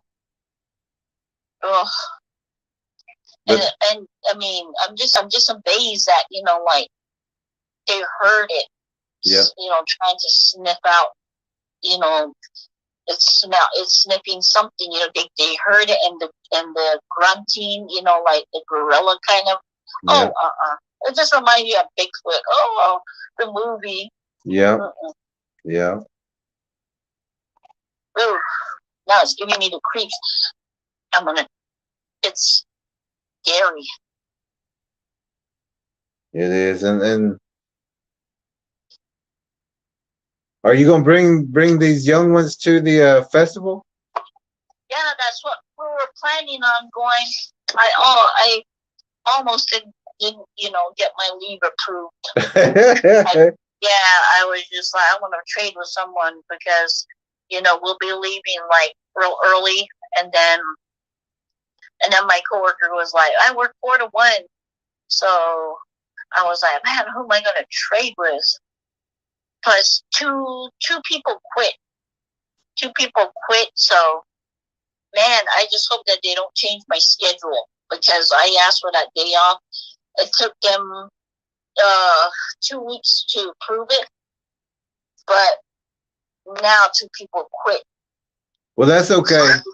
As long as you keep your intent saying I'm going to that festival, everything will work out. Yeah, that's what I was telling my husband. I don't care. I'm going to that festival. Yeah, and bring those young ones, and we can talk with them also and show them some things, and because we're bringing some of the Bigfoot weapons and things, so they're gonna see these things use weapons, and Yeah. See, that's where my daughter, the one that she's with, Hillary and Chantal, she talks to them about that. Oh, my mom's, like there's these Bigfoot things and stuff. So they're like, yeah, we believe in that because they're from here, not here, but Louisiana. Yeah. So they know about that stuff. So they really want to go. Good. So I think they're going too. I think they're following us. Oh, that's so awesome. Yeah, my nephew really wants to go, and he's stuck in New Mexico, and he's only 16. I want to know where Falk, Arkansas is. My dad's always watching Bigfoot too. Yeah. It's gonna be a great time. That's my brother, the one that yeah. The one I was telling you about, where he was changing the tire up in the mountains, and oh, good. He told his girlfriend to get in the car. Yeah. Yeah, his son. They said we're gonna change this one downhill, or yeah, he just took off, and he said that he was going up the mountain, and right in the middle of nowhere, the tire went out. Yeah. I said, see, that's the reason why I don't travel like out in the boonies at night. I'll be like, oh my God, please let's just get home. Let's just get home, please. Tires, please. Like when we so between Dallas and Shreveport, it's nothing but trees. Mm-hmm. I was thinking, oh yeah. Please, tires. Please, no, don't get a flat. Let me just bring it home. I'll be traveling through there like about 11:30 at night. Oh. And I don't come back over here until I don't make it back until like close to 2, maybe. So, but I'll be traveling with like my brother and my daughters and my son. Oh, good. Yeah. Good. So, and my brother carries, so I feel safe, like with a lot of people. But it was just last time. It was just me and my daughter Bubba. That's the one you heard on here. The one that heard the grunts and the gorilla sounds. Yeah. We went home. It was just the both of us. We went home back to New Mexico to pick up my daughter and her 3 kids. So we left from here about 4 o'clock in the morning, which was fine because by the time you get close to Dallas, it's the sun comes out. So it was fine going back. And then we got to Albuquerque. It was like about 10 o'clock in the evening. So that's my hometown that way. So I'm not really afraid to be traveling on the road that way. But coming back with my daughter and her kids, my 3 grandkids, they're babies. They're like little babies. And myself and Bubba, just nothing but girls and kids. That was scary. We didn't get home here until 3 o'clock in the morning. And I told Dwayne, I said, we're not doing that again because it was scary, just to stop at a gas station too. Yeah. You have to really look around and stuff like that. But other than that, I mean, wow, we actually had a live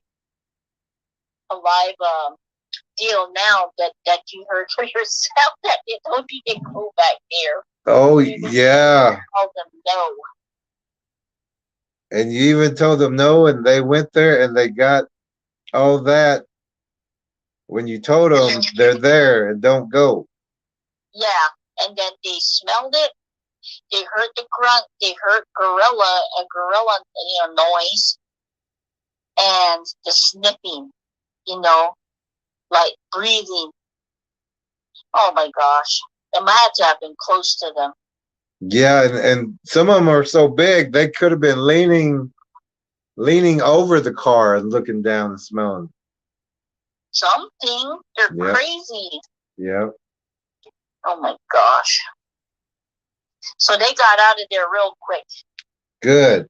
I think it like my brother said, you know, that trail where that nest is, I think that's where they all, you know, stay. Because my brother was telling me it's not a small nest. It's kind of like a homeless person, you know, with that a bunch of people that lay in that area. Yeah. He said it looks like that, and there's like, you know, like trash, you know, like they said that there was chicken bags, you know, like the what people eat.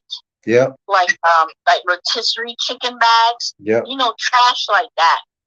Yeah, the Bigfoots will take people's trash and take it into the woods and go through it.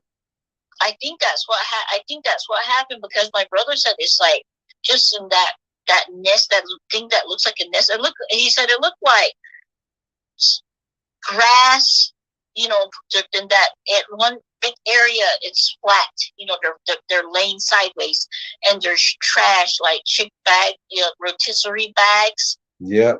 That are there. And he said that, I don't know, he said he just seen like paper sacks, like trash can, you know, like little bags, like the homeless person that would just eat and just leave there. And the smell, he said it smelled like crap, and just, you know, like something rotting. Yeah. Well, he was close too then. Yeah, and he said it was like pee, you know, like all that mixed up. Yeah. And then my son says it smelled like somebody with bad foot odor too. Yeah.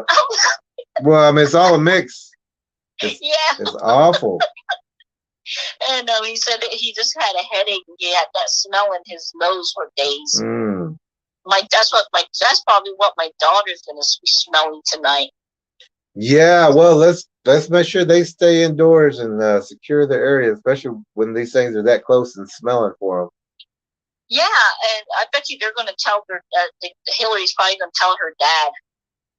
Yeah, and a lot of people will try to downplay it. Yeah, I bet you her dad believes in that too. I hope so. I maybe. I think he's from Mexico. Her dad. So they said he lived, you know, like around in the woods, you know, like he owned homes like in the wooded area. So I'm thinking he probably seen it too, but he just don't say anything about it.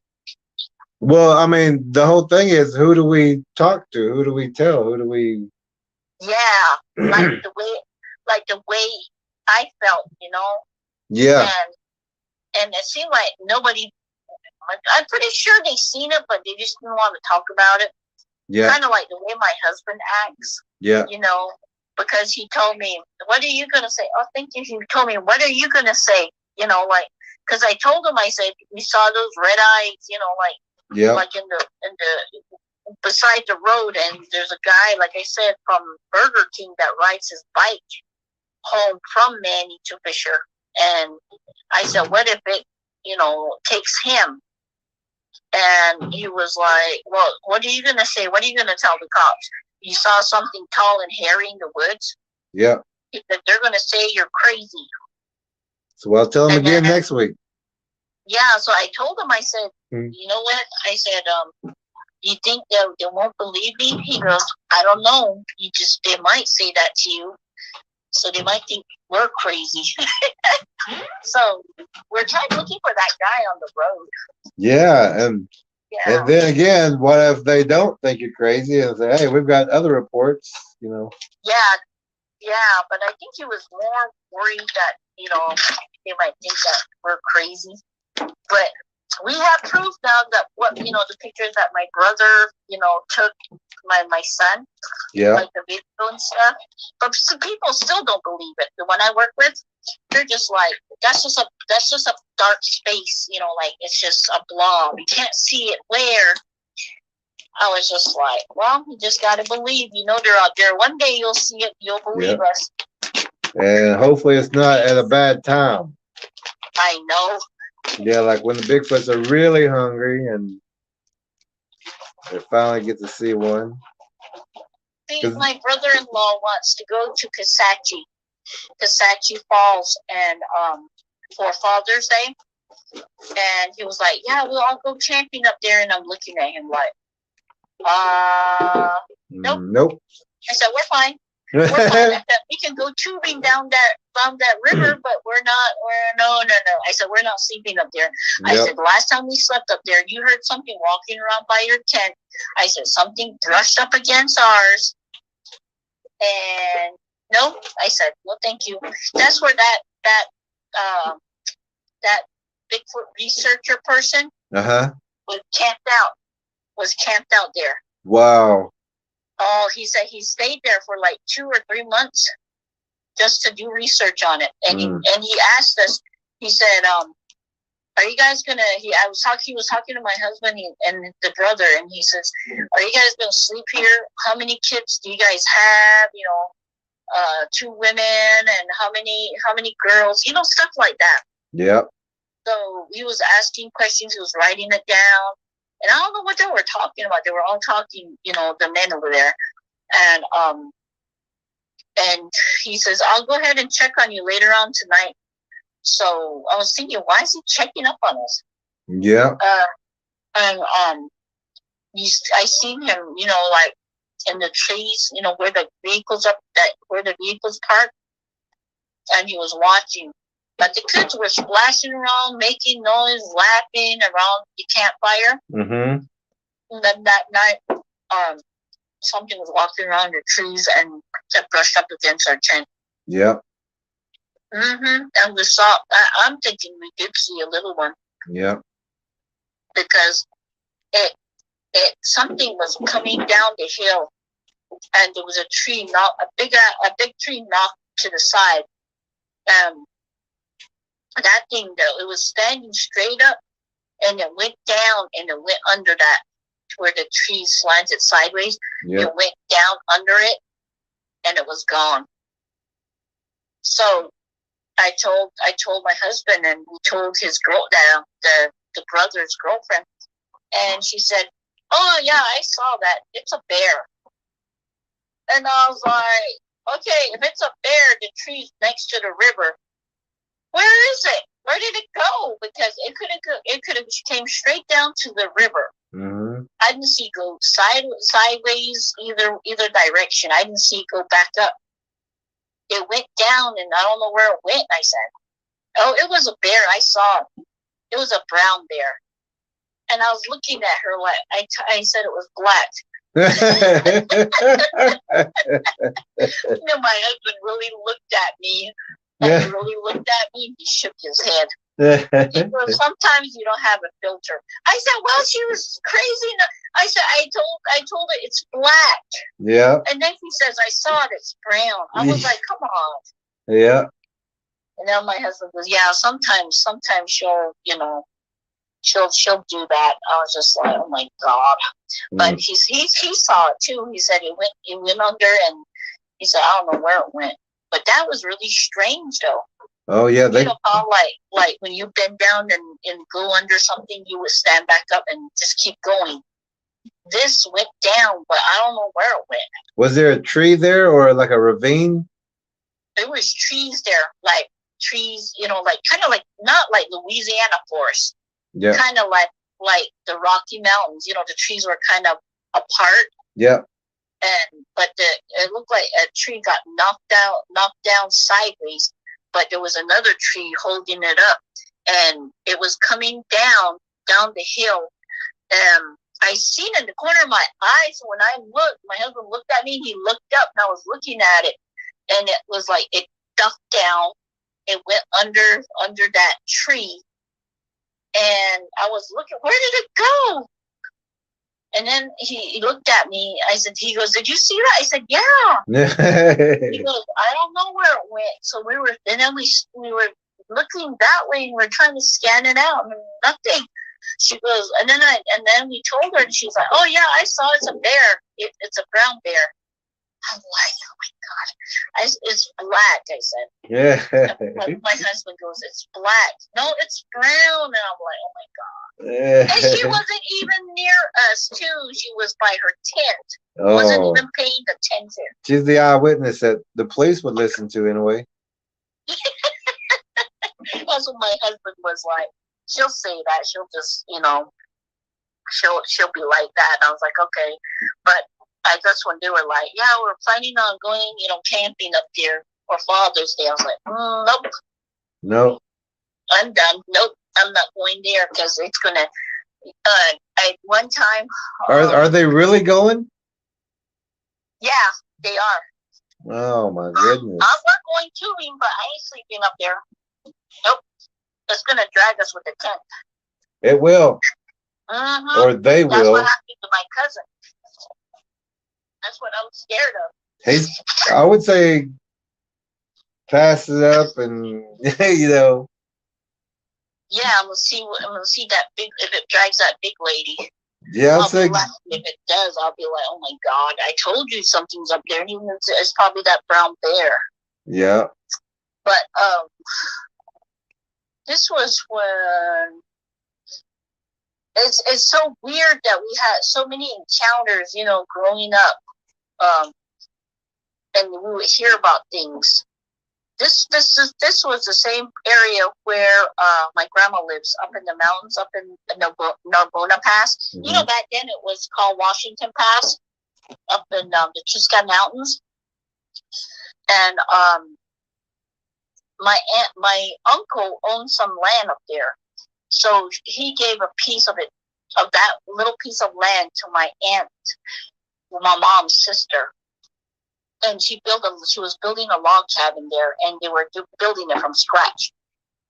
So my aunt's always throwing family reunions, family get-togethers, 4th of July, Father's Day, Mother's Day, birthdays and stuff. So all the family would get invited. But this was, I think, when I was 17, maybe.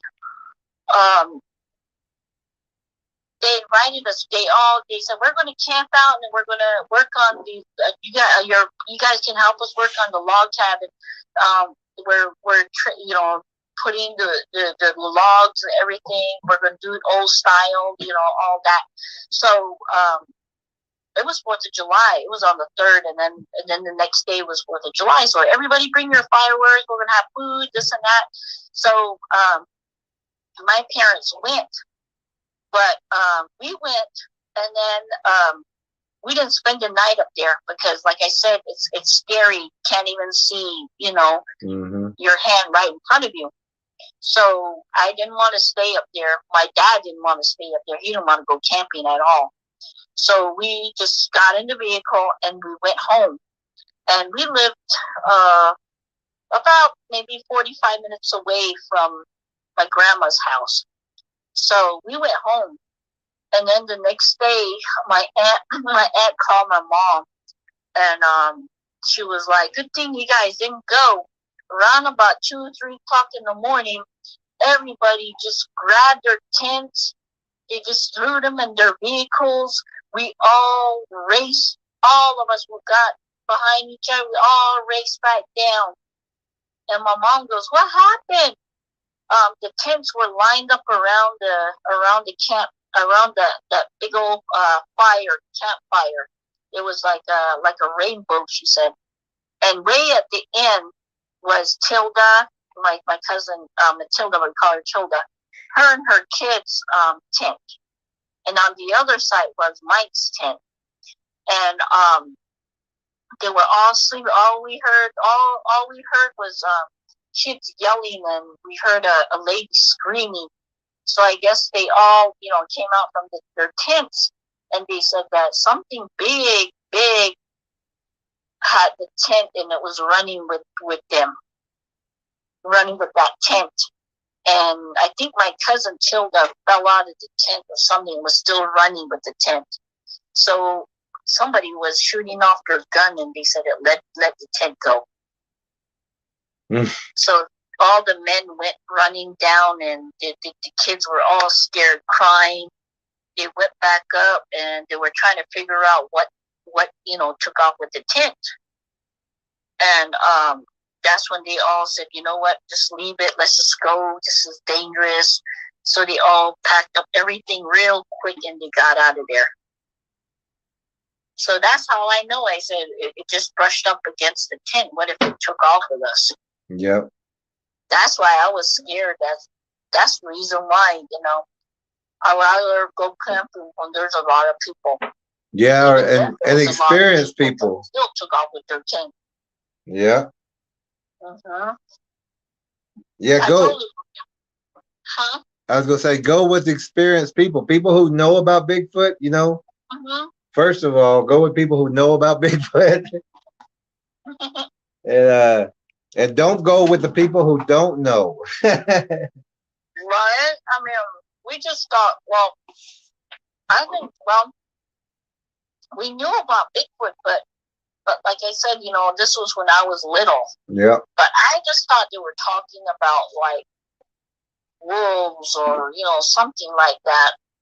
But me now, as old as I am, and I'm watching these expedition and people seeing these things, in the woods and stuff. And my brother's actually telling me what they seen, what they heard. Two of my brothers seen it. My uncle's seen it up at the same area on Nirvana Pass, and a Navajo lady spends, some weeks at a time up in the mountains camping alone. She's some kind of researcher, and she's seen, all of this, documenting it and everything. So then I was thinking, oh my God, that's probably it. So now, and then after that, I started, and then my brother's seeing it. I kind of got me thinking they do exist. And then after my son and my brother, actually got pictures of it here, it's like, wow. Everywhere. They do exist. Yeah, everywhere. Mm-hmm, everywhere. And then I was talking to my husband about it too. I said, I wonder if they're like different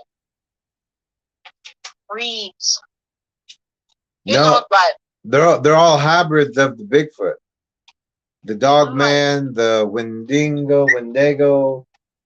They're all hybrids of the Bigfoot. It just depends on the DNA of what animal or is the majority DNA in that area at that time. Exactly. You know how there's different types of dogs. You got like the Rottweiler, you got like the German Shepherd, you got like the Doberman, and then some are like they're not vicious like the pit bull. Some of them say that the pit bull is very like a really vicious dog, but there are some pit bulls that are not really like that. And I wonder if Bigfoots are like that. I would shy, or like some of them are mean, shy.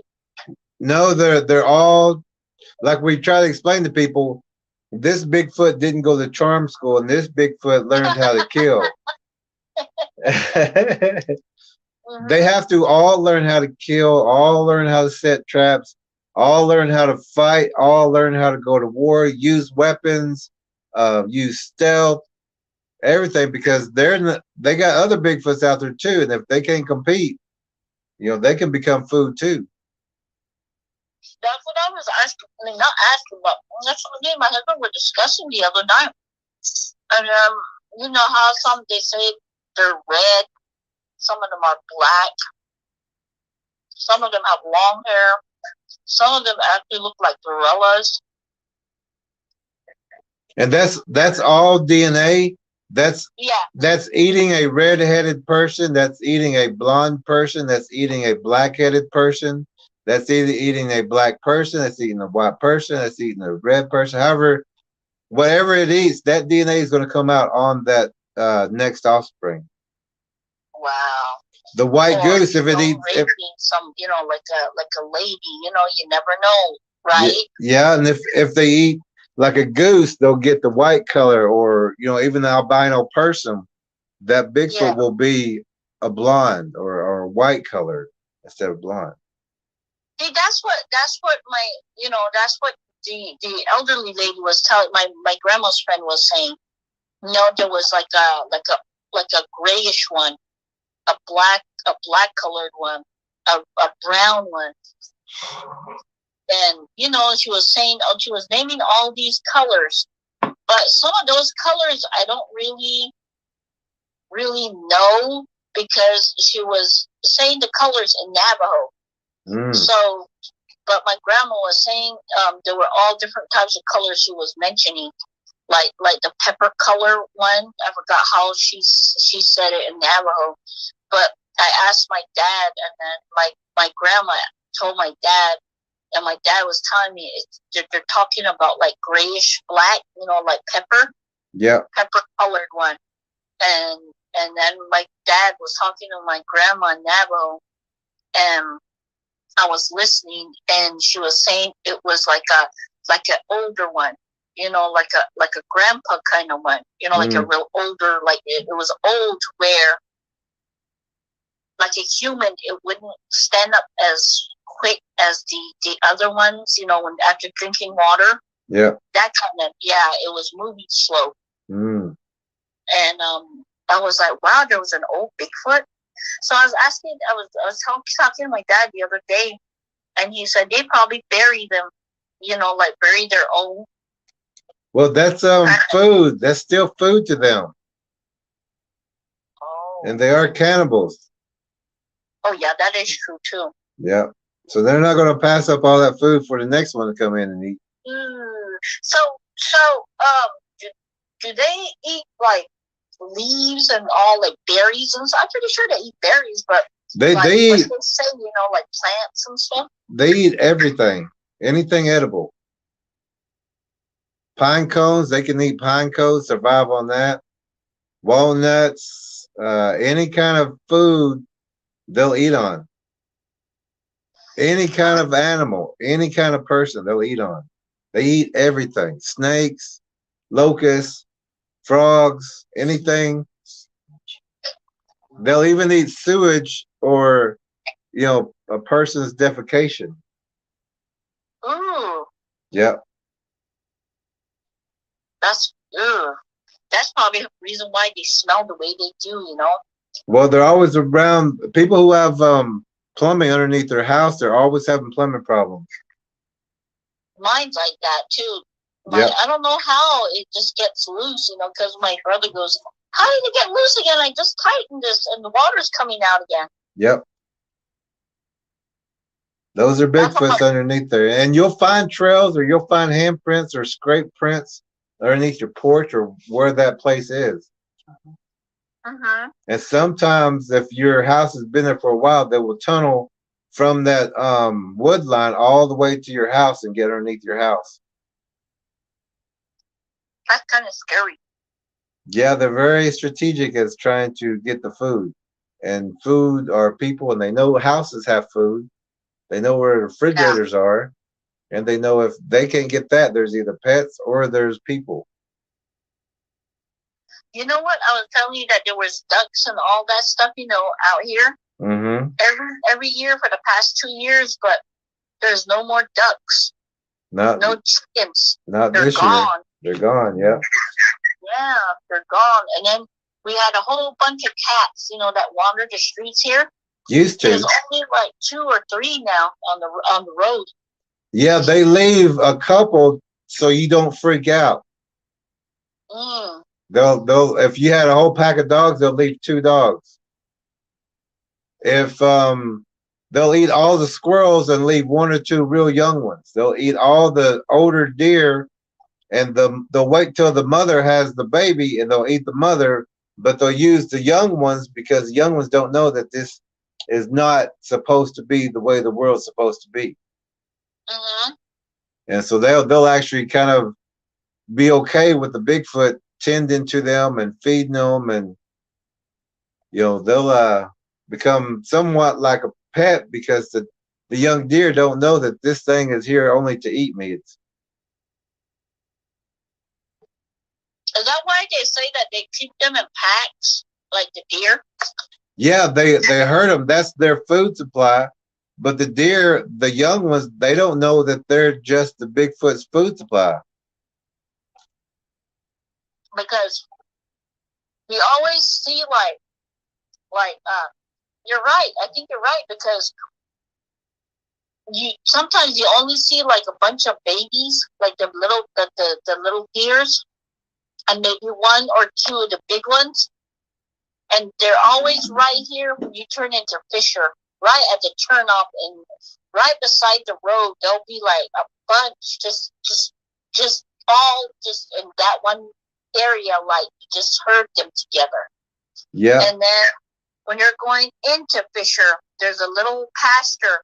There'll be like a whole bunch, like their family. They'll be just grazing right there in the evening. Yeah, that's we also have that in the movie, also in the film, also. Mm-hmm. And we got one part where there's a couple Bigfoots, but they're herding the deer towards us. They're like, "Oh, if you're a hunter, here's you a couple deer, get it and go." Uh-huh. Then we were telling people that that's what they do. They distinguish, if you come into the woods, are you a hunter, are you a camper, are you a hiker, or are you looking for a Bigfoot, Yeah. So they'll send a pig, they'll send a turkey or a deer to a hunter or a person with a gun to see if they're a hunter. Oh, okay. And they'll also use that whole herd to stop traffic. They'll put a whole herd of deer out in the road so that these people stop and wait for that herd of deer, that herd of duck, that herd of hog, or things block that road and go by. Now those people disappear. Yeah, that's crazy. My cousin too. My dad's brother's son. He has land up in the Chilhowee Mountains too, and he has his cattle and his horses that he takes up there, in the summertime to graze and stuff. And he said that one day, I don't remember why, but I don't remember if it was a drought. Something was going on, because he said he had to haul, like a not grass, what do you call it? Hay. Yeah. Hay up there to them. And he said it was like towards, I think it was towards the evening, late evening. It wasn't dark. He said it was getting there, but I think about maybe 3, 4 o'clock, somewhere around there. He said that he was throwing off, the hay off. And then he said the horses were just right there, like just staring at him. So he figured that they wanted hay. So he's just throwing it out of his truck, throwing it out. His son was sitting, because he has an extended cab, like a dually. So his son was sitting, and that time his son was a baby. So he said he was standing there looking out, and he was throwing off the hay. He said all of a sudden the horses started getting jittery, like making noises, running around. Yeah. So he said he was like, "What is going on?" So he said he started looking around. He was in the back of his truck, because it's up in the mountains. So he said he thought it was like a cougar or something. So he said he was looking around, and then he heard, rock sliding. So he looked up towards, the left side. He said that there was like a little hill, and he said something like reddish black, big, crawling up that hill. And the horses were still, acting crazy. The cows they were running around in that little fence and everything.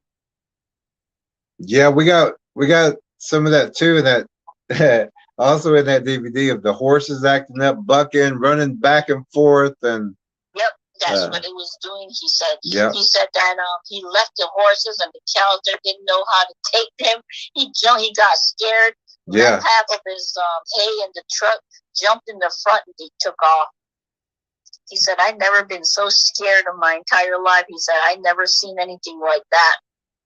So I think the next day, him and his brother and somebody else went back up there, loaded the horses and cattle in the horse trailer, and they took them back down to where his wife lives, the family. I was like, wow. Yeah, this horse that is in the film, I've been watching this horse for maybe about 3 months, maybe 4, and it was the most gentlest. I mean, the farmers' kids would come out, pull on the mane, and pull themselves up, and these were little kids climbing on this big horse, and they would stand there and basically let these kids do whatever they wanted to, Uh-huh.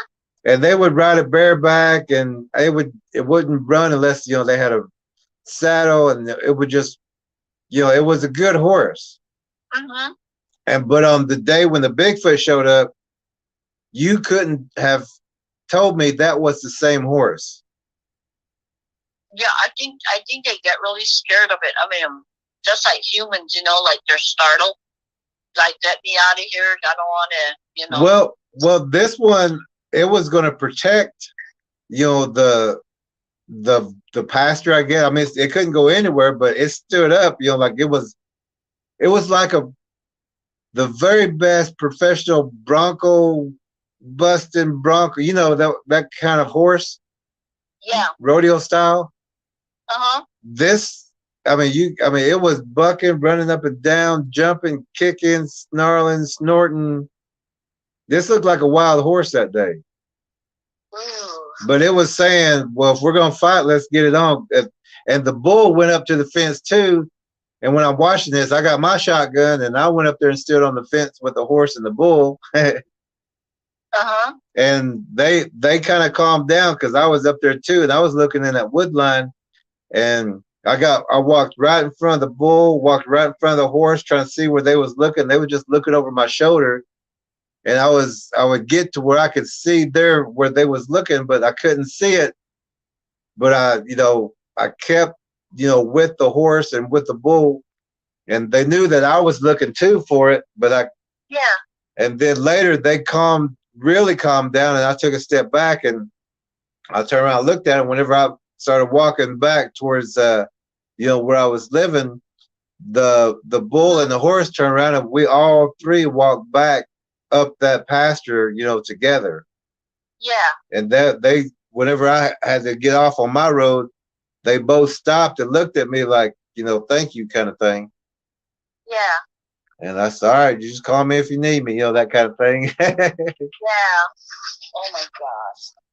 See, where my dad lives too. My dad had 3 horses, but I don't remember what happened. If somebody came around and chased them out, and they ended up with the wild horses, and they went up. They took off towards the mountains. My dad never saw his horses again.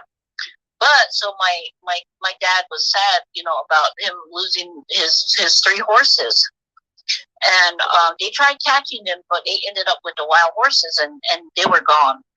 So my brother ended up buying 2 horses for my dad, and they bought they built the horse corral and everything. The horse, it was kind of far away from the house, and one night, of course, you know how elderlies are. My parents wanted to go to the casino, I guess. My brothers were left alone. At the time, they were, I believe, 14 and 12. But my parents had a double wide. It was a big. I think it was a triple wide, I think.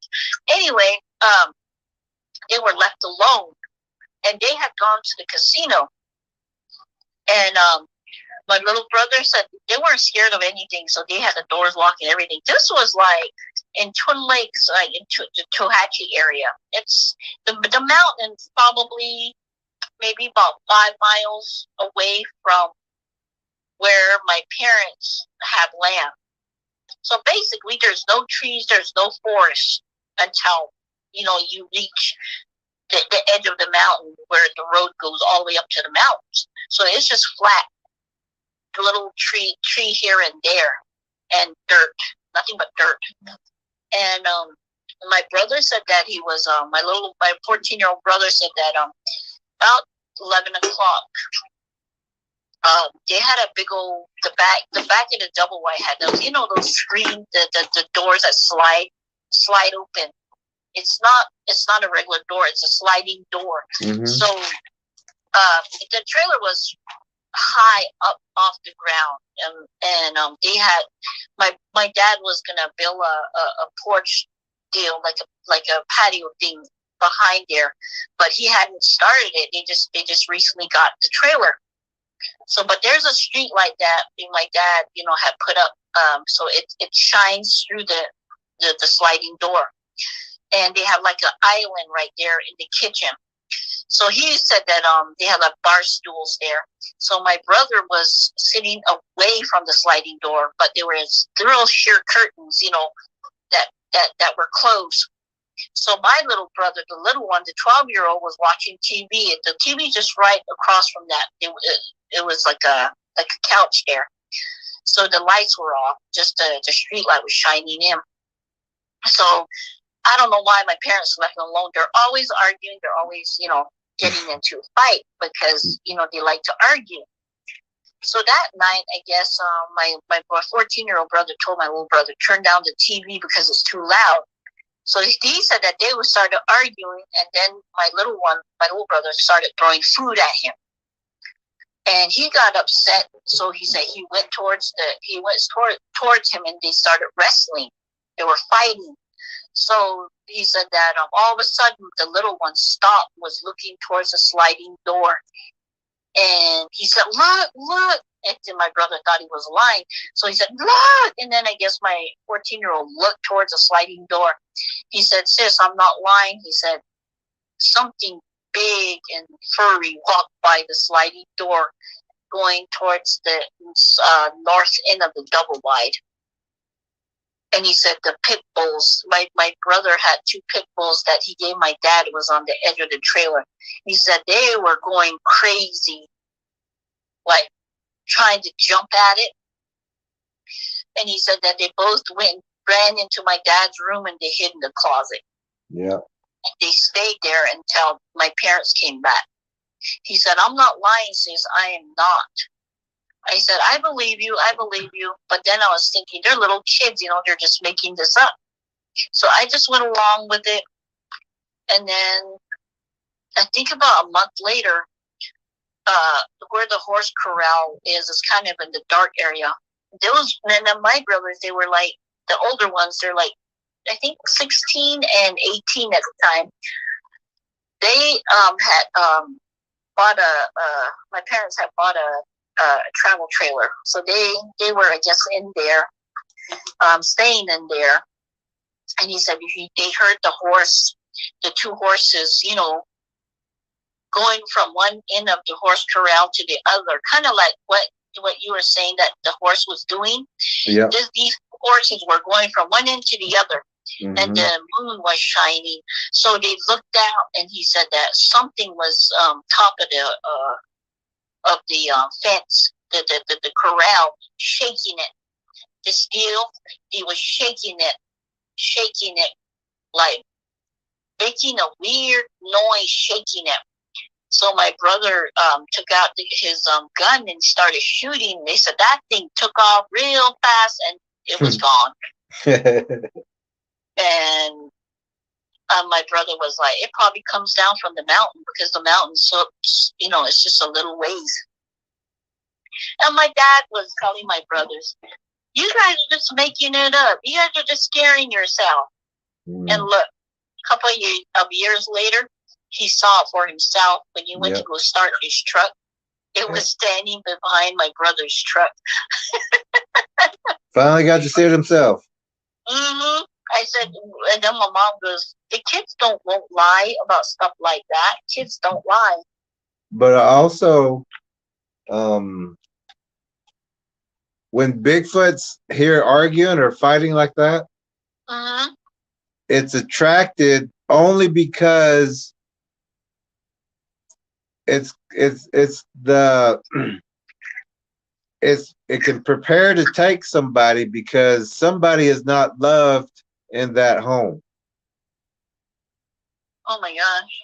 And when they hear arguing, they're thinking, well, this one that's getting picked on, this one that's getting hushed, this one that's, being told to be quiet, that's not true.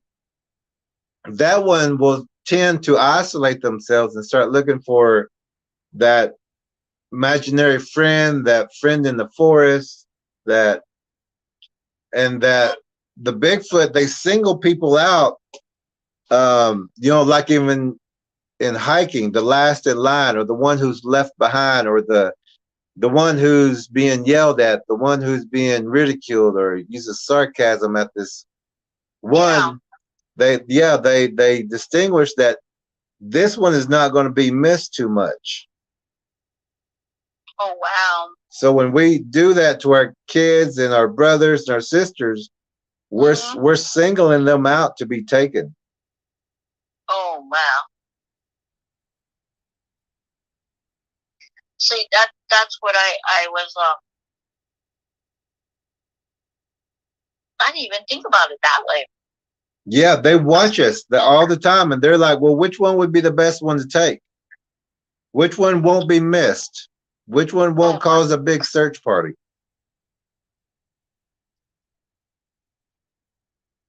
See, that's crazy because they were I guess fighting in the living room, and that's what they see. But they also knew that those children were there alone. Yeah, and at that time, a couple years down the road, about 2019. Did I tell you about that one too? The one we saw by the porta potty. That real tall one. Yeah. Oh, it was just staring at us too. Yeah. But my husband didn't even see it. I mean, it was literally just right there, just staring. It was quiet. Yeah. Like it didn't move, didn't make any noise. I saw it though. All of a sudden it wasn't there, and then all of a sudden it was there. Yeah. And it almost came into the house with it. If it wanted to, it probably would have bust down that door. Well, besides the spiritual law, it can't bust the door down. It has the ability, it has the strength to do that. Yeah. But it cannot do that. It has to scare you out of your house, or has to wait till you break that threshold. I have a question. See, I have two things that happened. One was on they're both on my dad's side of the family. And one was when I was probably about 12 years old. My uncle was, an alcoholic when his kids were growing up. And most of the time it was usually his wife and his 7 children, they were living in a hogan. And they only had one ride, but he would take off with the vehicle to go drinking.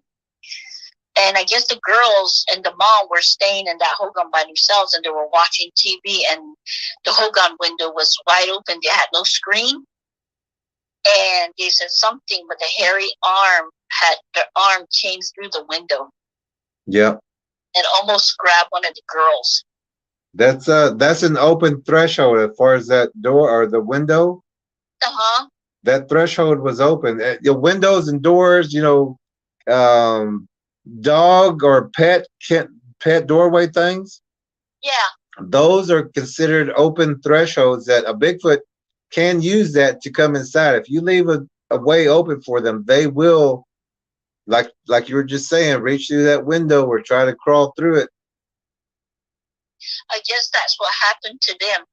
And then years passed, and then I was probably about 22 maybe at the time.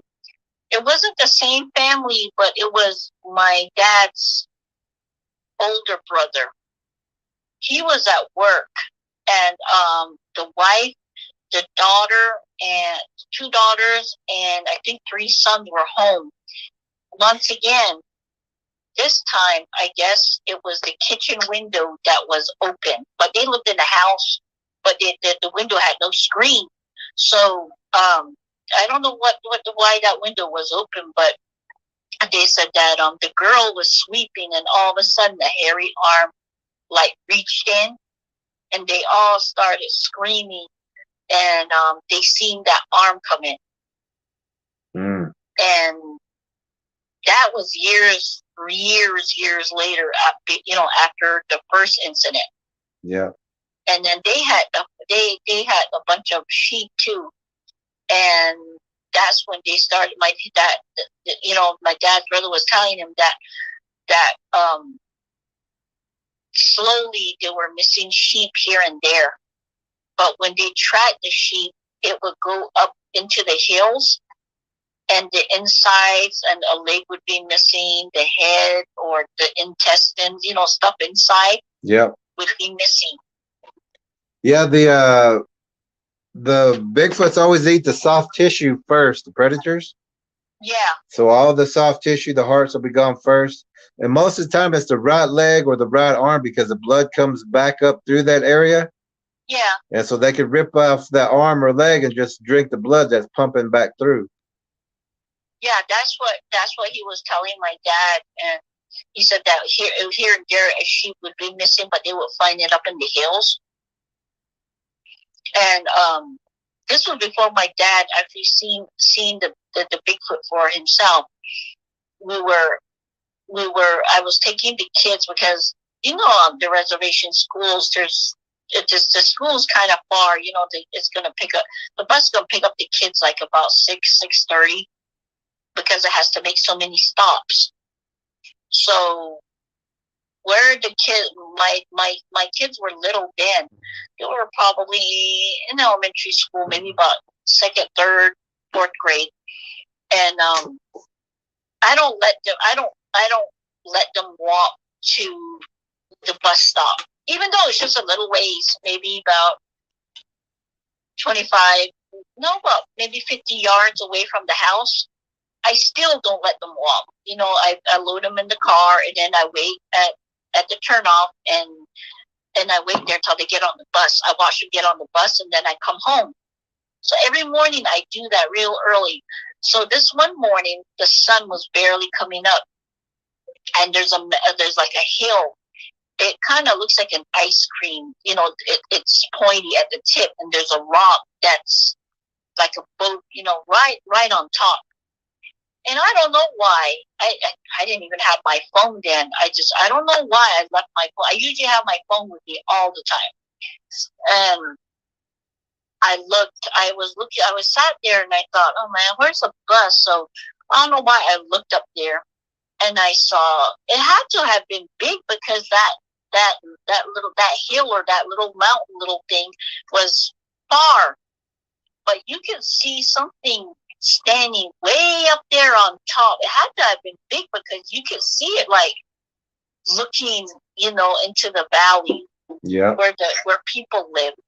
So I told the kids, I said, what is that? And they're like, something's up there, Mom, something's up there. So I hurry up and race back down to the house, grab my phone. By the time I got back up to the stop, it was gone. So I told my dad, this is the reason why I just had a feeling that, I don't know why, but I just didn't let my kids just walk up there when it's still dark. You have a special sight, I would say. You're always being able to spot them. Yeah, see, that's what freaks me out too. Like I didn't really think about about it. You know, I would just like all these, like I remember I was telling you all these encounters and stuff. Yeah. Like with my brothers and my grandma, and we never like my brothers and I, we never like really got together like and say, hey, this day we saw this, this day we saw this. We live apart. So when I start bringing up something like on a Bigfoot deal conversation, or this person saw this, and then all of a sudden my brother would say, this is what happened to me on this day, or this is who I was with, you know. And now I'm thinking about like how, you know, because we came all the way out here to Louisiana. We know Bigfoot was around here because it's all in the movies, you know. Louisiana is always Bigfoot. But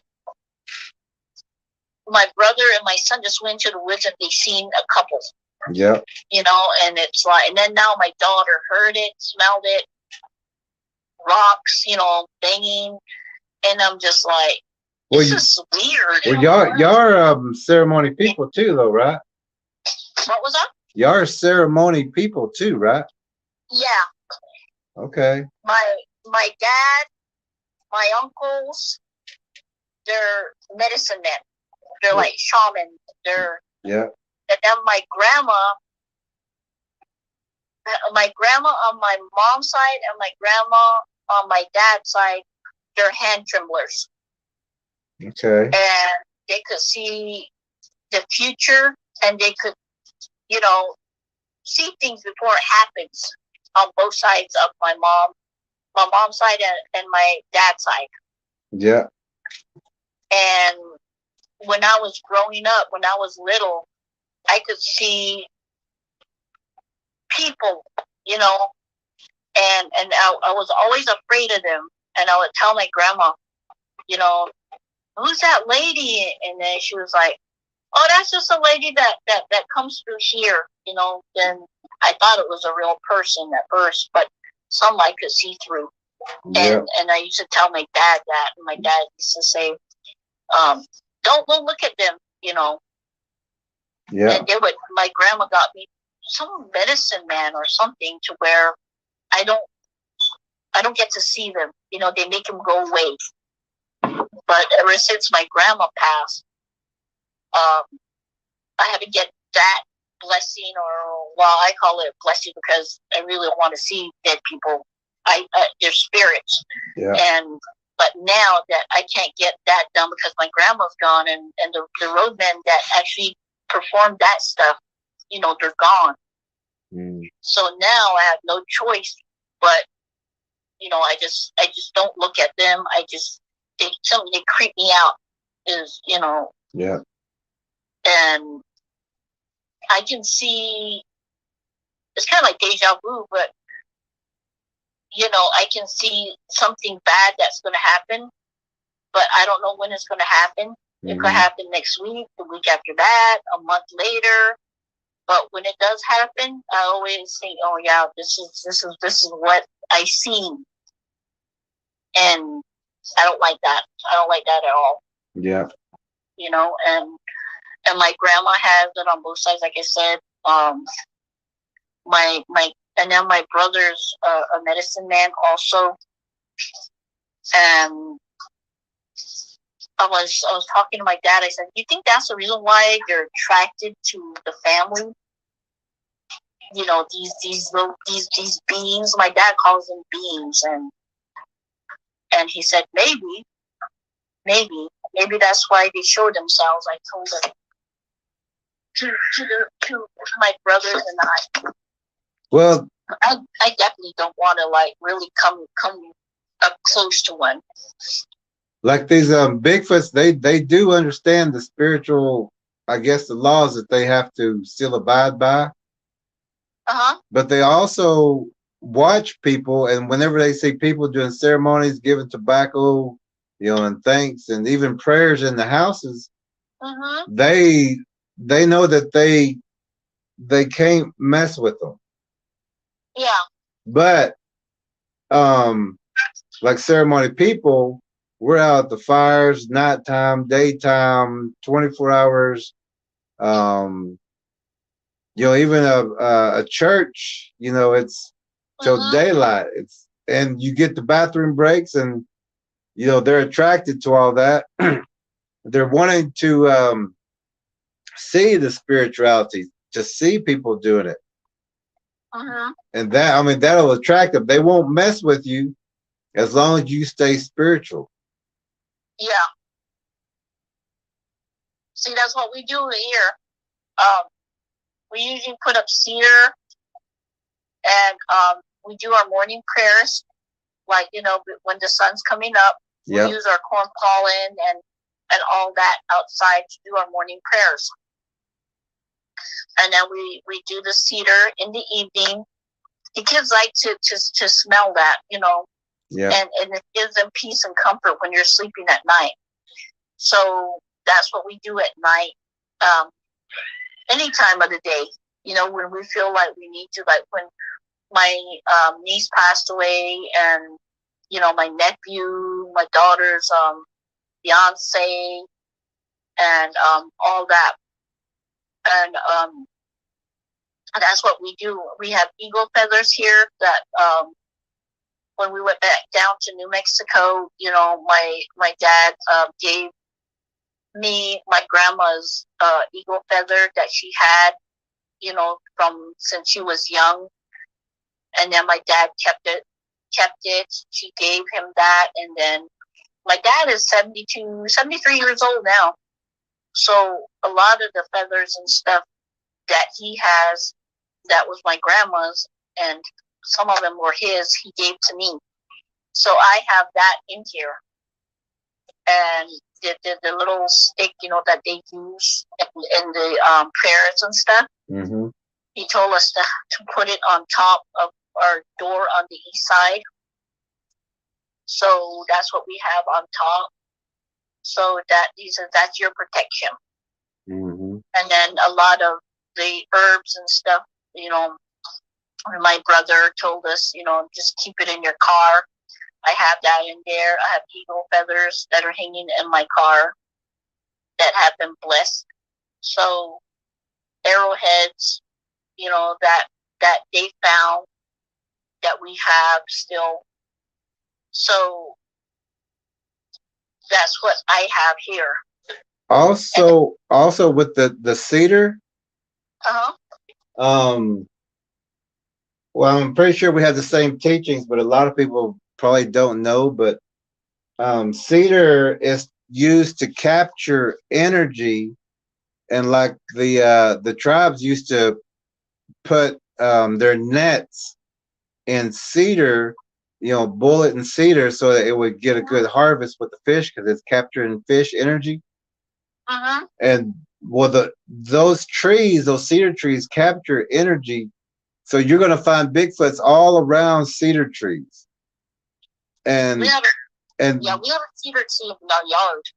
Yeah, they'll be there. And that's also where you're going to find the black widow spiders. They'll be in those cedar trees also.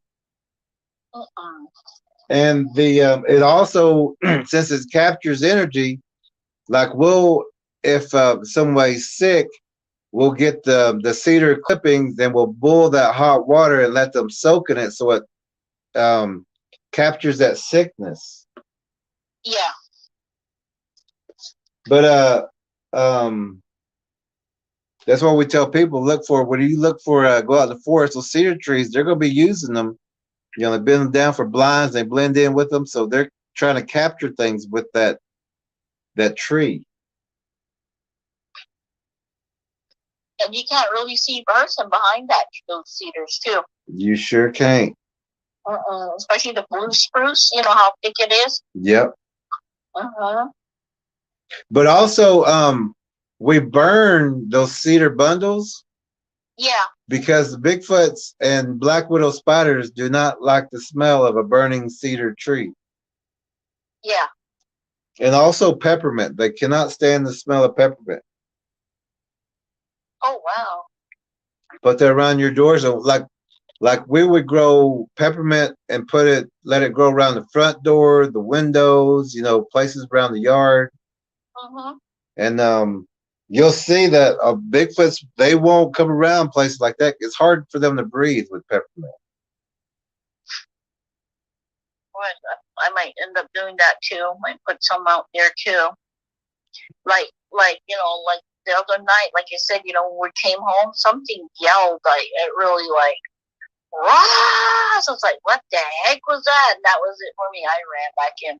Yeah. First, I pulled the the vehicle alarm, and that was gone. Yeah. I thought I was gonna make it back into the house until the chain stopped me. We're carrying some bolt cutters. But then, my daughters, like I said, now you heard it for yourself. They don't listen. Yeah, but they heard it for themselves on the phone with you. Yeah. That's a game changer too. Exactly. So we're gonna be going up there. I want you to show them everything that you guys have, so that way they'll listen. Because I'm planning on moving back to New Mexico. Good. And the girls want to stay out here. They like it out here. They work out here. My daughter's going to NSU. She was going to go to LSU, but she decided to go to NSU instead. So they want to stay out here. But get them out of that where you're at right now. That place is the one we need to worry about. Yeah, they're going to be. If they're gonna stay, NSU's in Natchitoches, so they're probably gonna find an apartment or something there. Yeah, that'll be good. Yeah, but then I'm afraid to leave them here too, so I might just end up going to Natchitoches and staying out there. Well, as long as you got an apartment and place secure, Yeah.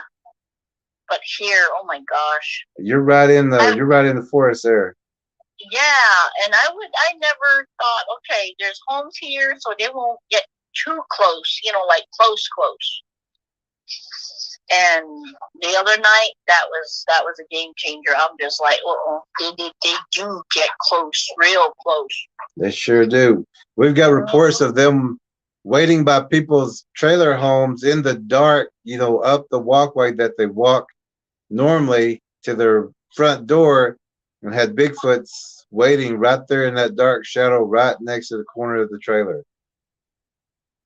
I bet you they do that because, like I said, when my dad stepped out of his house, it was like right in the corner of the house where my brother's Blazer, was parked. So it was just like a walking distance from where, by the front door. Yeah, we talk about also that cars, the home, they're all ambush spots. We go out to our car, running out to our car. We're not looking at the backside of that car or run the trunk. Yeah. We're thinking that front door, but that thing can stand up right in the back side of the passenger's back door. Yeah. See, that's what happened to my dad until he I don't know why, but he saw something, in the corner of his eye, and he said, "Oh my God." He said he just turned around and slowly walked back in like he didn't see, acted like he didn't see it. Yeah, that's actually the best way to do it, because if they don't think that you don't know, they'll hold their position. Mm-hmm. That's what I was doing. Remember when I was telling you that night that it was just standing right in front of us? Yeah. And all I said was, "Come on, hurry up, Dwayne. Hurry up." Yeah. And then he came back in. He was like, "What is it?" I said, "Just hurry up and go back in." I didn't tell him until we went back in. That's when we started looking out the window. Yeah. He was like, "What is that?" I said, "I don't know." I said, "Look, it's not even scared." And They're not scared. We need something in your hand too. Yeah, that's what I told him. I was trying to see where we can, get a gun. We have one in the car, but the only thing is, that's his brother's gun. Oh, well, even if you use a hairdryer, a black hairdryer. Yeah. Carry a pipe, that, something that looks like a gun or. Yeah. Yeah. Because I've walked out there with two pipes, on top of each other, and it looked like I had something in my hands. I think that's what that the other day. That's what we were talking about. Remember how we were saying that my brothers didn't have nothing that looked like a gun. Yep. All they had they were dressed up all black. My brother and my son, and they had the hoodies, up. So I'm thinking they might have thought that they were little Bigfoots too, Yeah. Because how the hoodies have that pointy top. Yep, you're right. Yeah. And they were both dressed up black, and their shoes were even black too. Yep. And my brother's big like a Bigfoot too. Yeah. He is. He's like he's stubby. My brother, my little brother. So he's like a Bigfoot too. So I was telling him that, he was just laughing too. I said, "Oh, you guys stay out of the woods," and my daughter's already end up over there. Oh no, we gotta. But you didn't hear that the two rocks, like, and it banging two rocks together. No, I was trying to. I got up to the phone, but I couldn't hear anything. I told them to record whatever they heard, so I'm gonna call my daughter and see if she did record it, and if she did, and then the cracking, the walking, and hopefully the two, the rocks. I don't know if it was like ping, ping, ping, ping, like that. Wow. Yeah, I couldn't hear it, but I know y'all heard it. I mean, that's crazy. And I think it hangs around. I think that's their living spot right there. It is. Yeah. And whenever a car comes up that road, they come to see who's coming home, who's visiting, who's coming to dinner, who's coming to dinner. And then the two girls, and it's sniffing them. Yep. At them. Yep. And at a high time when women come up missing. See that girl. When my daughter's when I was telling you about. Like I said, she has all these different types of vehicle. The car, the air fresheners. Yeah. And of course, you're young and you want your car to smell good, because I did that. I keep buying all these different air fresheners when I first got my car. So that girl does do that. She buys like, that you put under your seat, or the the one you hang. Yeah. So I'm thinking it's probably smelling that. If they can hear it, it has to have been close. If that's her road, they know her vehicle, and they know that's a female in there. Oh my gosh! But that's Liddy Road. The Liddy Road, the one I was telling you about. Yeah. One that me and my daughter heard that where my brothers took that video. Yeah. That's where our back road is. The way that girl comes from Hillary is from the main road from up here by the church. So they wanted to see something to go back there to Liddy Road, which is the back road. See, that's why I told them, do not go back there. That's not your main road. That thing lives back there. I heard that, it could throw something at your tire and you guys are going to get a flat. Yep. But nope, they didn't listen. They went back there. Something was sniffing them out. What if it busts their tire? You never know. And they don't have any weapons? No. They have their phone though, but phone ain't gonna do anything, especially if it busts their window to drag them through the vehicle window. Yep. See, even the vehicle's a threshold. We gotta keep those windows rolled up, everything, doors locked when traveling.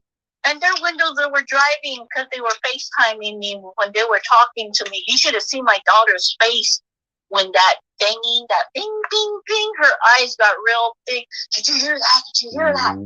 And then her friend goes, yes. We gotta go, we gotta go. Next thing you know, they turn around and they go back to the same spot. Oh, no. I told you they don't listen. They just don't. So we go up there. You guys probably have to show them, you know, what they have and all that. They won't believe it until they see it, you know, like what they have and what they use and all that. I believe. Yeah. Even I believe it because, you know, like I said, I seen something. I heard it. I seen it, you know, and it's just, and then all the stories, you know, that, you know, I believe my brothers, what they say. Yeah. Because, you know, all of them have almost the same description and same area. Yeah. In New Mexico. They're everywhere. They're probably in the city too, around the city areas. They are. Some people are missing, you know. They are. Yeah, we got reports about that. Especially in Canada, you know, all those missing people. Yep. Yeah. Yeah, those women. Yeah, we got a report today about a missing female child, but they found her. Oh, good. Yeah. Oh man, I was praying so hard that, you know, my daughter's boyfriend was, you know, gonna come back because, I mean, I was literally scared. But like I said, he's sick. Just, you know, he's just not talking about it. But he just keeps telling my daughter he's sick, he's weak. Like he said, he's dehydrated. He drank two of those 24 packs of water. Feels sick, nauseated. Yeah, he's trying to get his blood back. He was wanting aspirin to sleeping pills. I think he just wants to sleep and doesn't want to think about it. Yeah. Oh yeah. Because if I was lost in the woods and I heard all these things and I'm sitting against a tree all night, surrounded, voices, I was scared to death for sure. Yeah. I'm thinking he's probably thinking about all that, like, you know, like, please God, let me make it home. Mm-hmm. I won't do this again. I would be saying that. Yeah. Yeah. So hey, let's get some pictures of him, and you know, good pictures. You know, not like just blurry pictures. Well, I mean, like pictures of the back where it's not showing the face or anything. You know. Yeah. And let's look for those puncture wounds, and if we can, let's see if he might want to either. I mean, he could talk to you too, or if he wants to talk to us, you know, we don't have to do this on live stream. We can talk on just the phone, answer questions, or just. But I always like talking to people to get the details because there's always something that was missed that is important. Yeah, see, that's why I was trying to, you know, I was gonna talk to him, but just got bits and pieces of it from him, but mostly from my daughter. Yeah, yeah. Know? And he just, I think he just doesn't want it. I think it's going to take time. Because I think he was really, really scared. He was, and he doesn't know who to really say. You know, it's kind of weird that we can't go to our parents and I'm not saying cry or anything, but you know, to explain how I felt, you know. Yeah, and then to make it worse, you know, he's not, you know, he's my daughter's boyfriend. So he just, you know, he came like a couple of days ago, and they were seeing each other, but you know, he wasn't like, they were still in school, so there was no sleepovers. You know what I mean? Yeah. I mean, just doesn't like. I don't know. I think he's just kind of embarrassed. Like you said, he might cry or he might, you know, you don't know how he would react. So I think that's what it is too. Yeah, people just don't know until they go through something like that or know somebody who's went through that. Yeah, but I'll go ahead and see if he can if he wants to talk to you.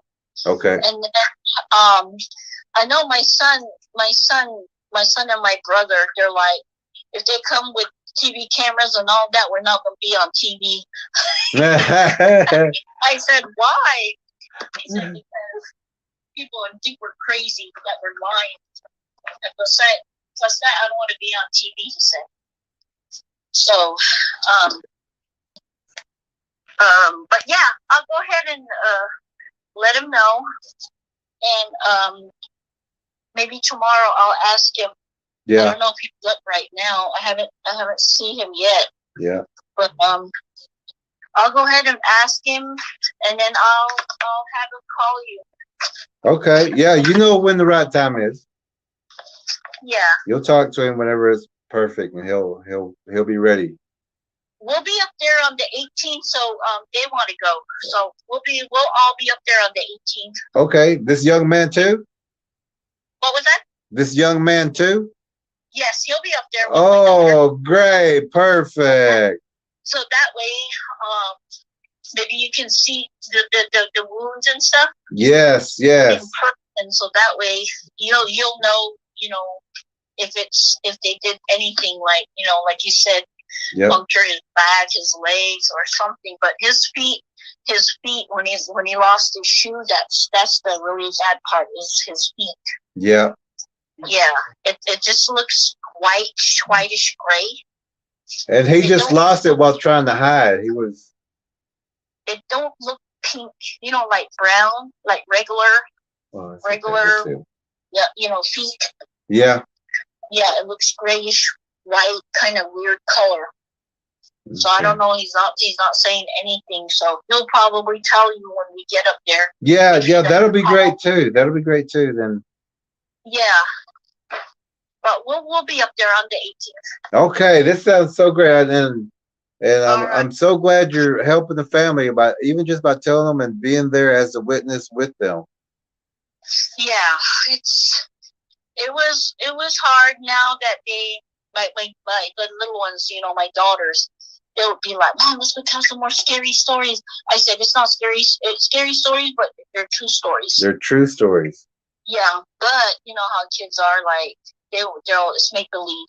But now that we're up here, even though my girls know, yep, her friends, they still wander off over there, and now they heard it snipping them, out through the woods. So hopefully they won't go back over there. But I just want them to see what they have, like the weapons and the stories. Yeah. So that they won't go back there anymore. Oh yeah, we're gonna give them all the information as far as what is. We don't want to over exert the mind, but we want to. Yeah, as long as they don't go back there, because it's scary, and hopefully if we're there with my daughter's boyfriend, and he tells you and them what had happened, maybe then too they'll listen. It's always better whenever they hear from somebody else than mom and dad. Yeah. Then they believe it. Yeah, and then they won't think, oh, they're just saying this because they don't want us, back there, or going with our friends and stuff like that, because we've been there. Yeah, we have. But yeah, I mean, that's all the stuff I have. That the growl outside. Now you heard my daughters driving the back Liddy Road. Hearing the rocks, banging rocks, the nasty smell, and the growl like a gorilla, and growl, and what did they say also? Growl, snipping. Yes, like sniffing, and even your brothers, everybody's got sightings and video in that area. Mm-hmm. And that Steve guy too, he lives like a little ways from where we live in Florida. No, it's not Florida, Leesville. Okay. They go around his house, he said. He was showing me pictures of it too. Yeah. I need to buy some cameras for outside too, Yeah. You never know. Oh yeah, I forgot to tell you too. Last night, when the guy, my daughter's boyfriend came home that morning, Dwayne came back like about 11:30. He showered, he ate. So we're watching TV about 2:30 in the morning, and all of a sudden my little poodles, the little poodles that I have, yeah, they started barking like growling. running around in their little cage. You know, the big, not little, but the large cage that you know, like that you go inside. They were in the living room and the porch light was on, and they were looking towards the door, growling, barking, and running around in their cage. They were like mad. Can they see outside, like underneath the bottom of the drape, or is there a? It's one of those sheer drapes, the ones you see through. Yeah. So when the porch light is on, the sides, the curtains on the sides are darker, but the curtain in the middle, they're like sheer. But last night I didn't close the curtains; they were like wide open. Just the sheer part was closed, but you could see through it. You could see the rocking chair. You could see the trampoline. You can see everything. And the windows are the ones that are low to the floor, you know, because you can see everything. Yeah.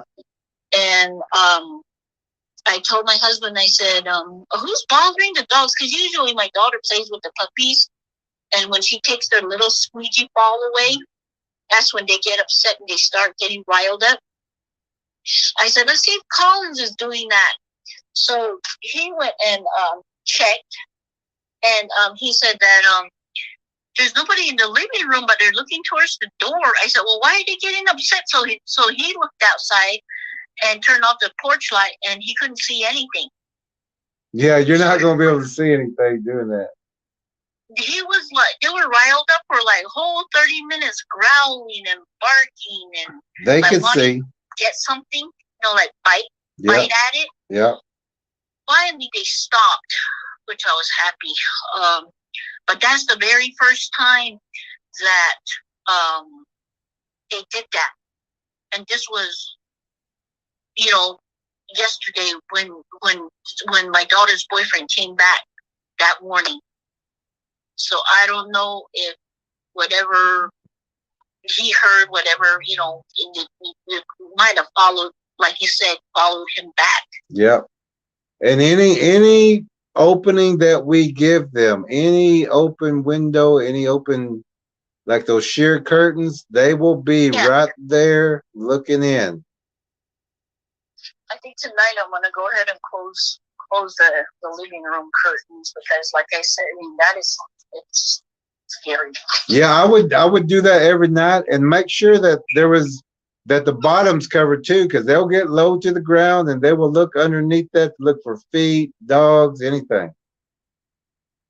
So yeah, we need to do that. I need to put the skirting down at the bottom of this house, because it looked like it had skirting, but one side on the kitchen side where the pipes are usually, you know, where my brother had to re-screw it in a couple of times. Yeah.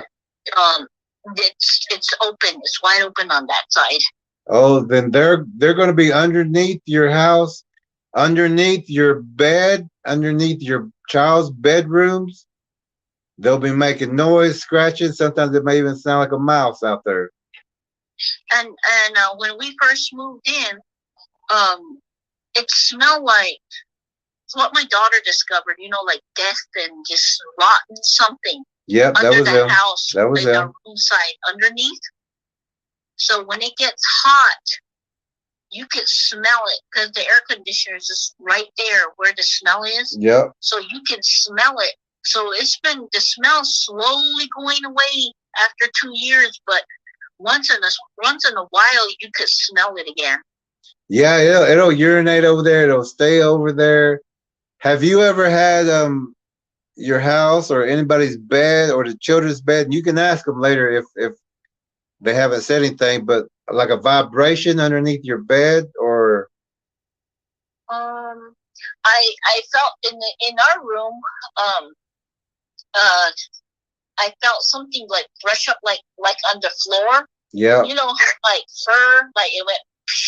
Yep. And I was like, what is that? So I told my husband don't believe nothing. I didn't hear anything. I was like, I heard it. I didn't hear anything. I'm like, oh my God. Okay, you stay on this. I'll be right here watching all night. He goes, I didn't hear anything. I said, like that time, something brushed up against the house. And he's like, I didn't hear anything. I was like, oh my God. I think he does hear it, but he just doesn't want to scare us more. Yeah.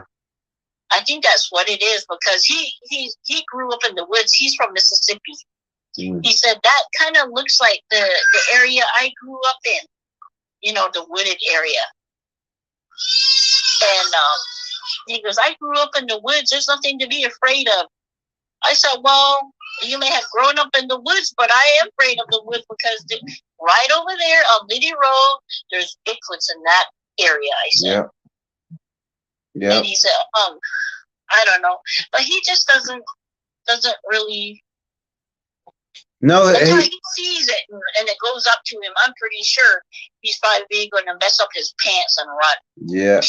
He has the same mentality as, I would say, 98% of the general population. They've never seen it, and they always say, you know, I've lived in these woods for 50 years and I ain't never seen a Bigfoot, and you know, things like that. But these things really haven't been showing themselves or this active in this population growth since the last 2 or 3 years.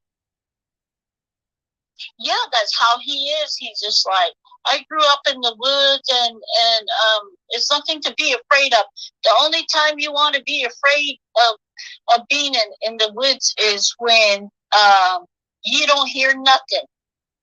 If it's dead quiet and nothing's going on, that's when you should be afraid, he said. We talk about this also in the DVD about how we call it the Bigfoot Symphony or the Predator Symphony. Yeah. Because you got the Bigfoots that sound like the birds, you got the Bigfoots that sound like the locust, the frog, the cricket, the blue jay, and then so they all have a certain job to keep everything that sounds normal around people. Yeah. So all the Bigfoots do is they just all get quiet at one time. It's not like a bird gets quiet at the same time the cricket did. It's all it's all Bigfoots getting quiet at one time to get that fear built up. Yeah. So when he's saying when the whole thing goes quiet, that's like the getting closer to the last point. It should have been, was that a bird? That didn't sound like a bird, or where is that bird, you know? Yeah. When you can't find those birds for those sounds, that's when you should be getting nervous. Yeah, and that's what he was telling us. If it's real quiet, that's when you're afraid. I don't care. I said, I watch too many scary movies, and I'm not going to be the first one that steps in through a door and gets killed. Yeah. You know, or going out the door. And no, I said, no. We're Native American. Yeah. We know how to, you know, survive. I said, we know how to survive.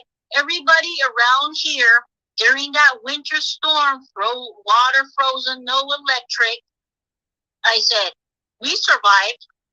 I said, we got wood, built a fire, cooked outside, made tortillas. We did spam and, you know, potatoes, corned beef and potatoes. Yeah. You know, all that. I said, we melted snow to put in the toilet to use the restroom. But everybody around us were going, you know, they were hungry, they were starving, everything. But we survived, I said. And I'm going to survive. I said, you're not afraid? You heard that growl? That's the reason why I ran, I said, your daughter has more sense Yeah. than you. I said, her white side wanted to explore, but her native side said no. So let's stay in the days. But yeah, that's his thing is, I didn't hear it. No, I didn't hear it. Just go to sleep. I'm just like, I know he heard it. Yeah, yeah. But I stay up all night because, you know, you never know. You never know. Yeah. But I would say, you know, keep that house secure, and you're gonna go ahead and get some rest. Yeah. And those dogs will alert you if you need anything. But make sure those drapes are pulled, and don't give them any way of looking in and everything like that, and just go ahead and get you a good rest. Okay. Because they have laws and they can't break them. Yeah. All right. Oh, and don't dream, because they can get in that way through your through that door, through that dream door. Yeah. So if you don't dream, you're gonna be okay. You're gonna sleep good. Okay. That sounds good. we will see you Saturday. Yeah. And I can't wait to meet your kids and talk with these young people. Yeah. Yeah, we'll be up there. Okay, we'll be up there bright and early too. What time does it start anyway? 9 a.m. to 6:30 p.m. Okay, 9 to 6:30. We're thinking of staying in Texarkana too. Okay. And then coming back until Sunday. Okay, yeah. You never know. We may do the same thing. Yeah, because it's dangerous, It is that road you're going back to. I know that road. Yeah. So, No, Bigfoot not. might lurk up, and I read on that page that page that they have up. It said that 2 weeks ago, somebody was going back into Falk from Texarkana. And a Bigfoot stood up in front of him on the side of the road. So the recent sighting was 2 weeks ago, it says. So if that's the case, I ain't gonna be on that road at night or when it's getting dark. Or going camping Father's Day weekend in that spot. Yep. Nope. This one's gonna be here in I think it's it is towards Natchitoches, but it's going up into the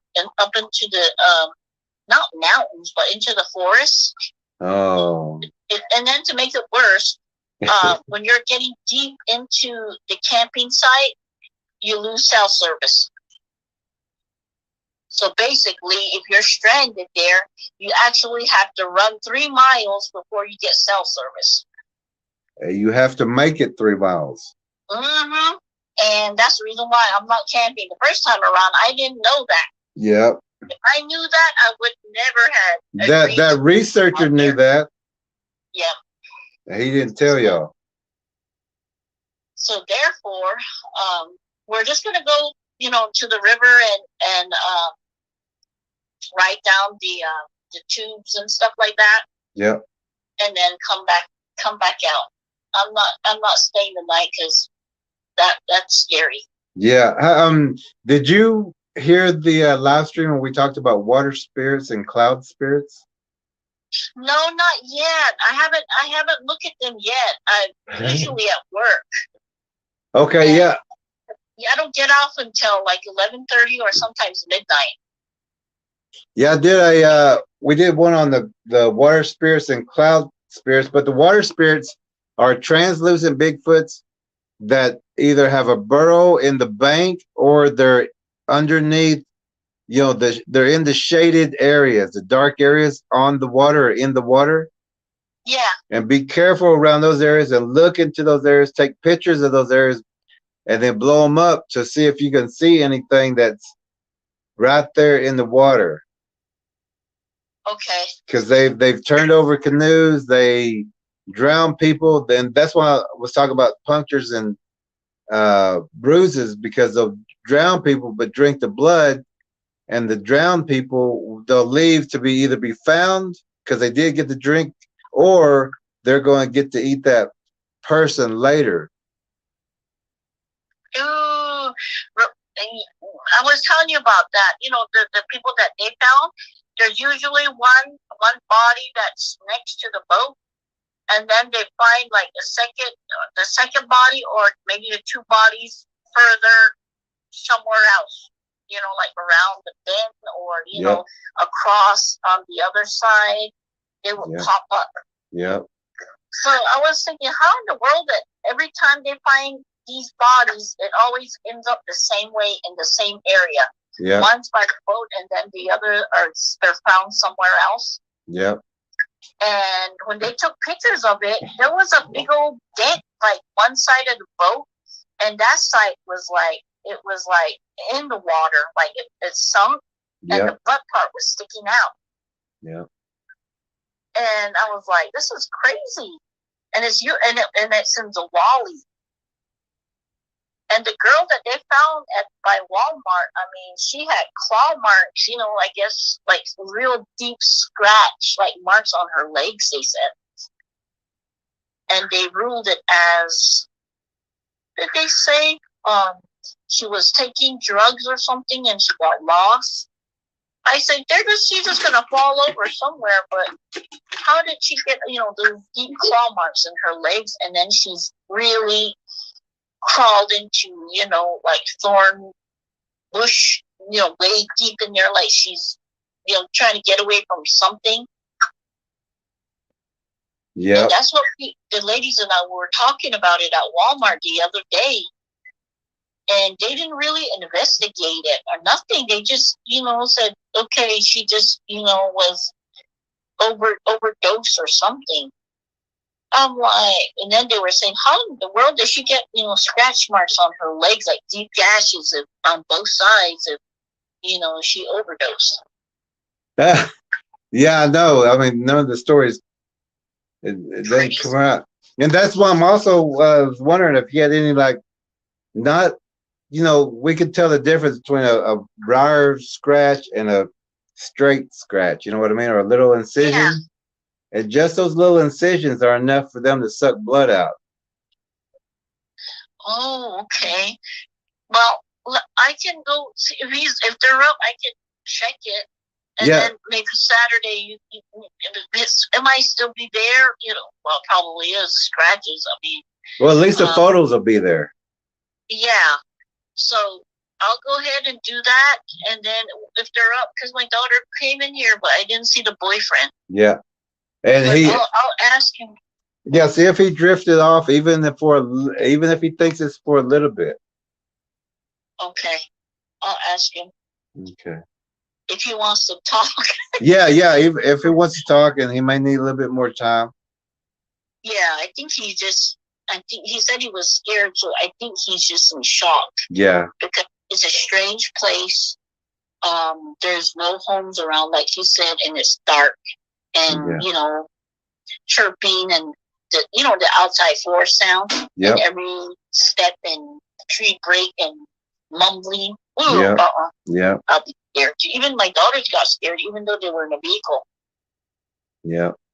And this guy was walking, you know. Yeah, he was all alone out there. Well, he thought he was all alone. Yeah. And then whenever if I get more info, I'll let you know. Okay. But I'll take pictures. Okay, yeah, that sounds great. And we'll see all of y'all on Saturday, as early as possible. We can spend the whole day talking. Yeah. And I know these young ones have some questions, and we need to show them. Some things. Yeah. Let me see. Hold on, really quick. See what I got. I think my daughter. Hold on. I think my daughter sent me a picture. Hold on. Okay. Let's see. Where is it? Hold on. Let's see.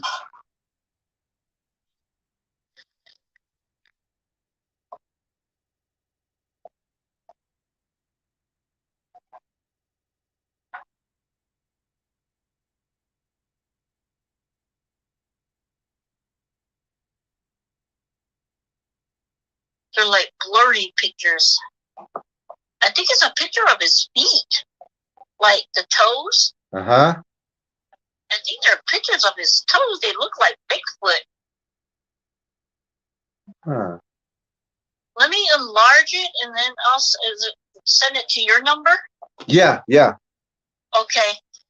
All right. I'll go ahead and do that. I think this is. I'll ask my daughter. I can't. It's really blurry, but I'll just send it to you. I don't know if you can see. Also, whenever you take those pictures, let's get some of the back of the legs, back of the thighs, back and the back of the neck. Okay, back of the neck, the thigh, and the legs. And any visible, yeah, and any visible, I mean, because they like to do it to where you're not going to check, like, on your back or, behind your legs. Uh-huh. And there'll be a scratch or an incision or some puncture wounds we got to look for. Okay. Ooh. Okay. All right. Okay, and if you can, send me a couple of those before so we can kind of look over them before we meet with the young ones, and then maybe we can say, okay, well, this is this, and we're glad you're still with us. Okay. All right. I'll go ahead and do that. If he's up, I'll go ahead and see if I can take pictures of all those areas. Yeah, as soon as we can get them. Yeah, the quicker the photos, the better. Okay. All right. I will see you all Saturday. I can't wait. It's going to be great. I know. I know. All right. All right. I'll talk to you later. Yeah, secure your home and don't dream, and have a great night. Get some good rest. Okay. Thank you. Thank you. All right. We'll see you soon. Okay. Bye-bye. All right, bye. That was a friend of ours who's had a lot of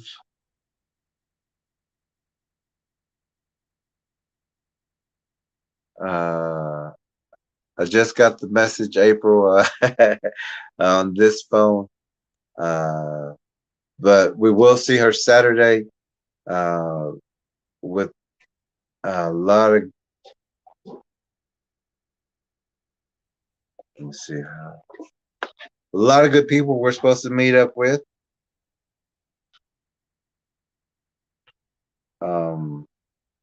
And that's at the Fouke, Arkansas Bigfoot 50-year anniversary of the legend of Boggy Creek.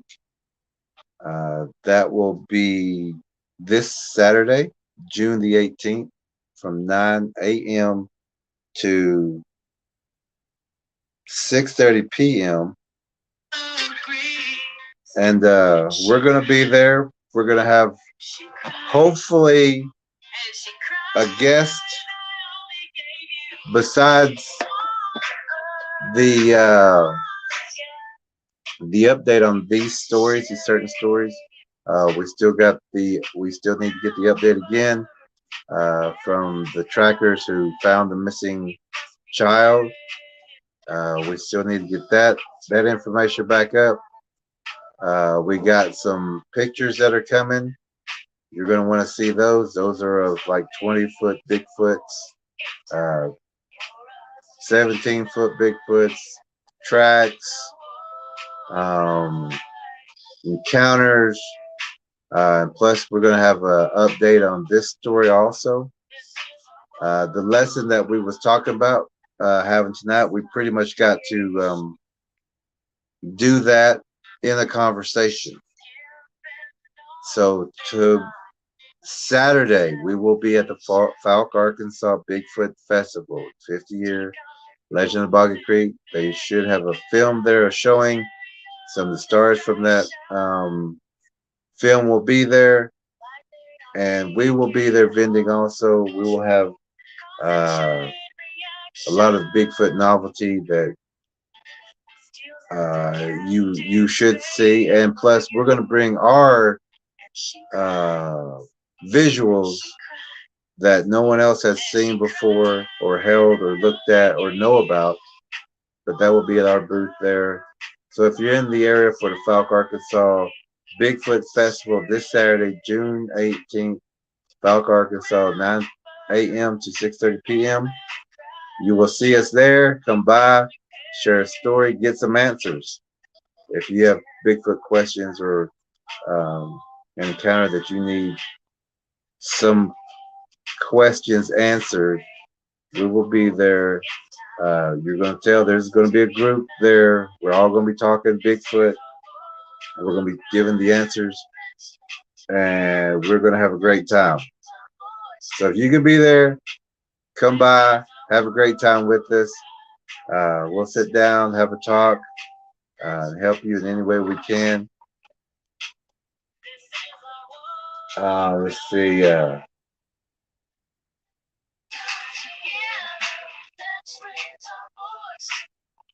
Hold on one second. We got Brandon. We've got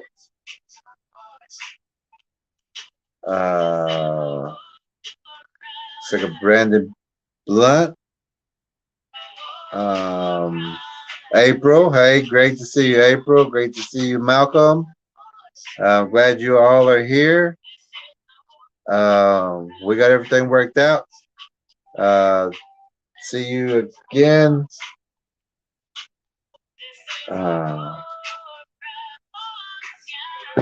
We will see you Saturday, Bigfoot Festival. Next time we come on. Have a great night. I don't know what time we're going to be viewing or live streaming, but we will be there at the festival. Come by and see us. We'll work it out then. Have a great night.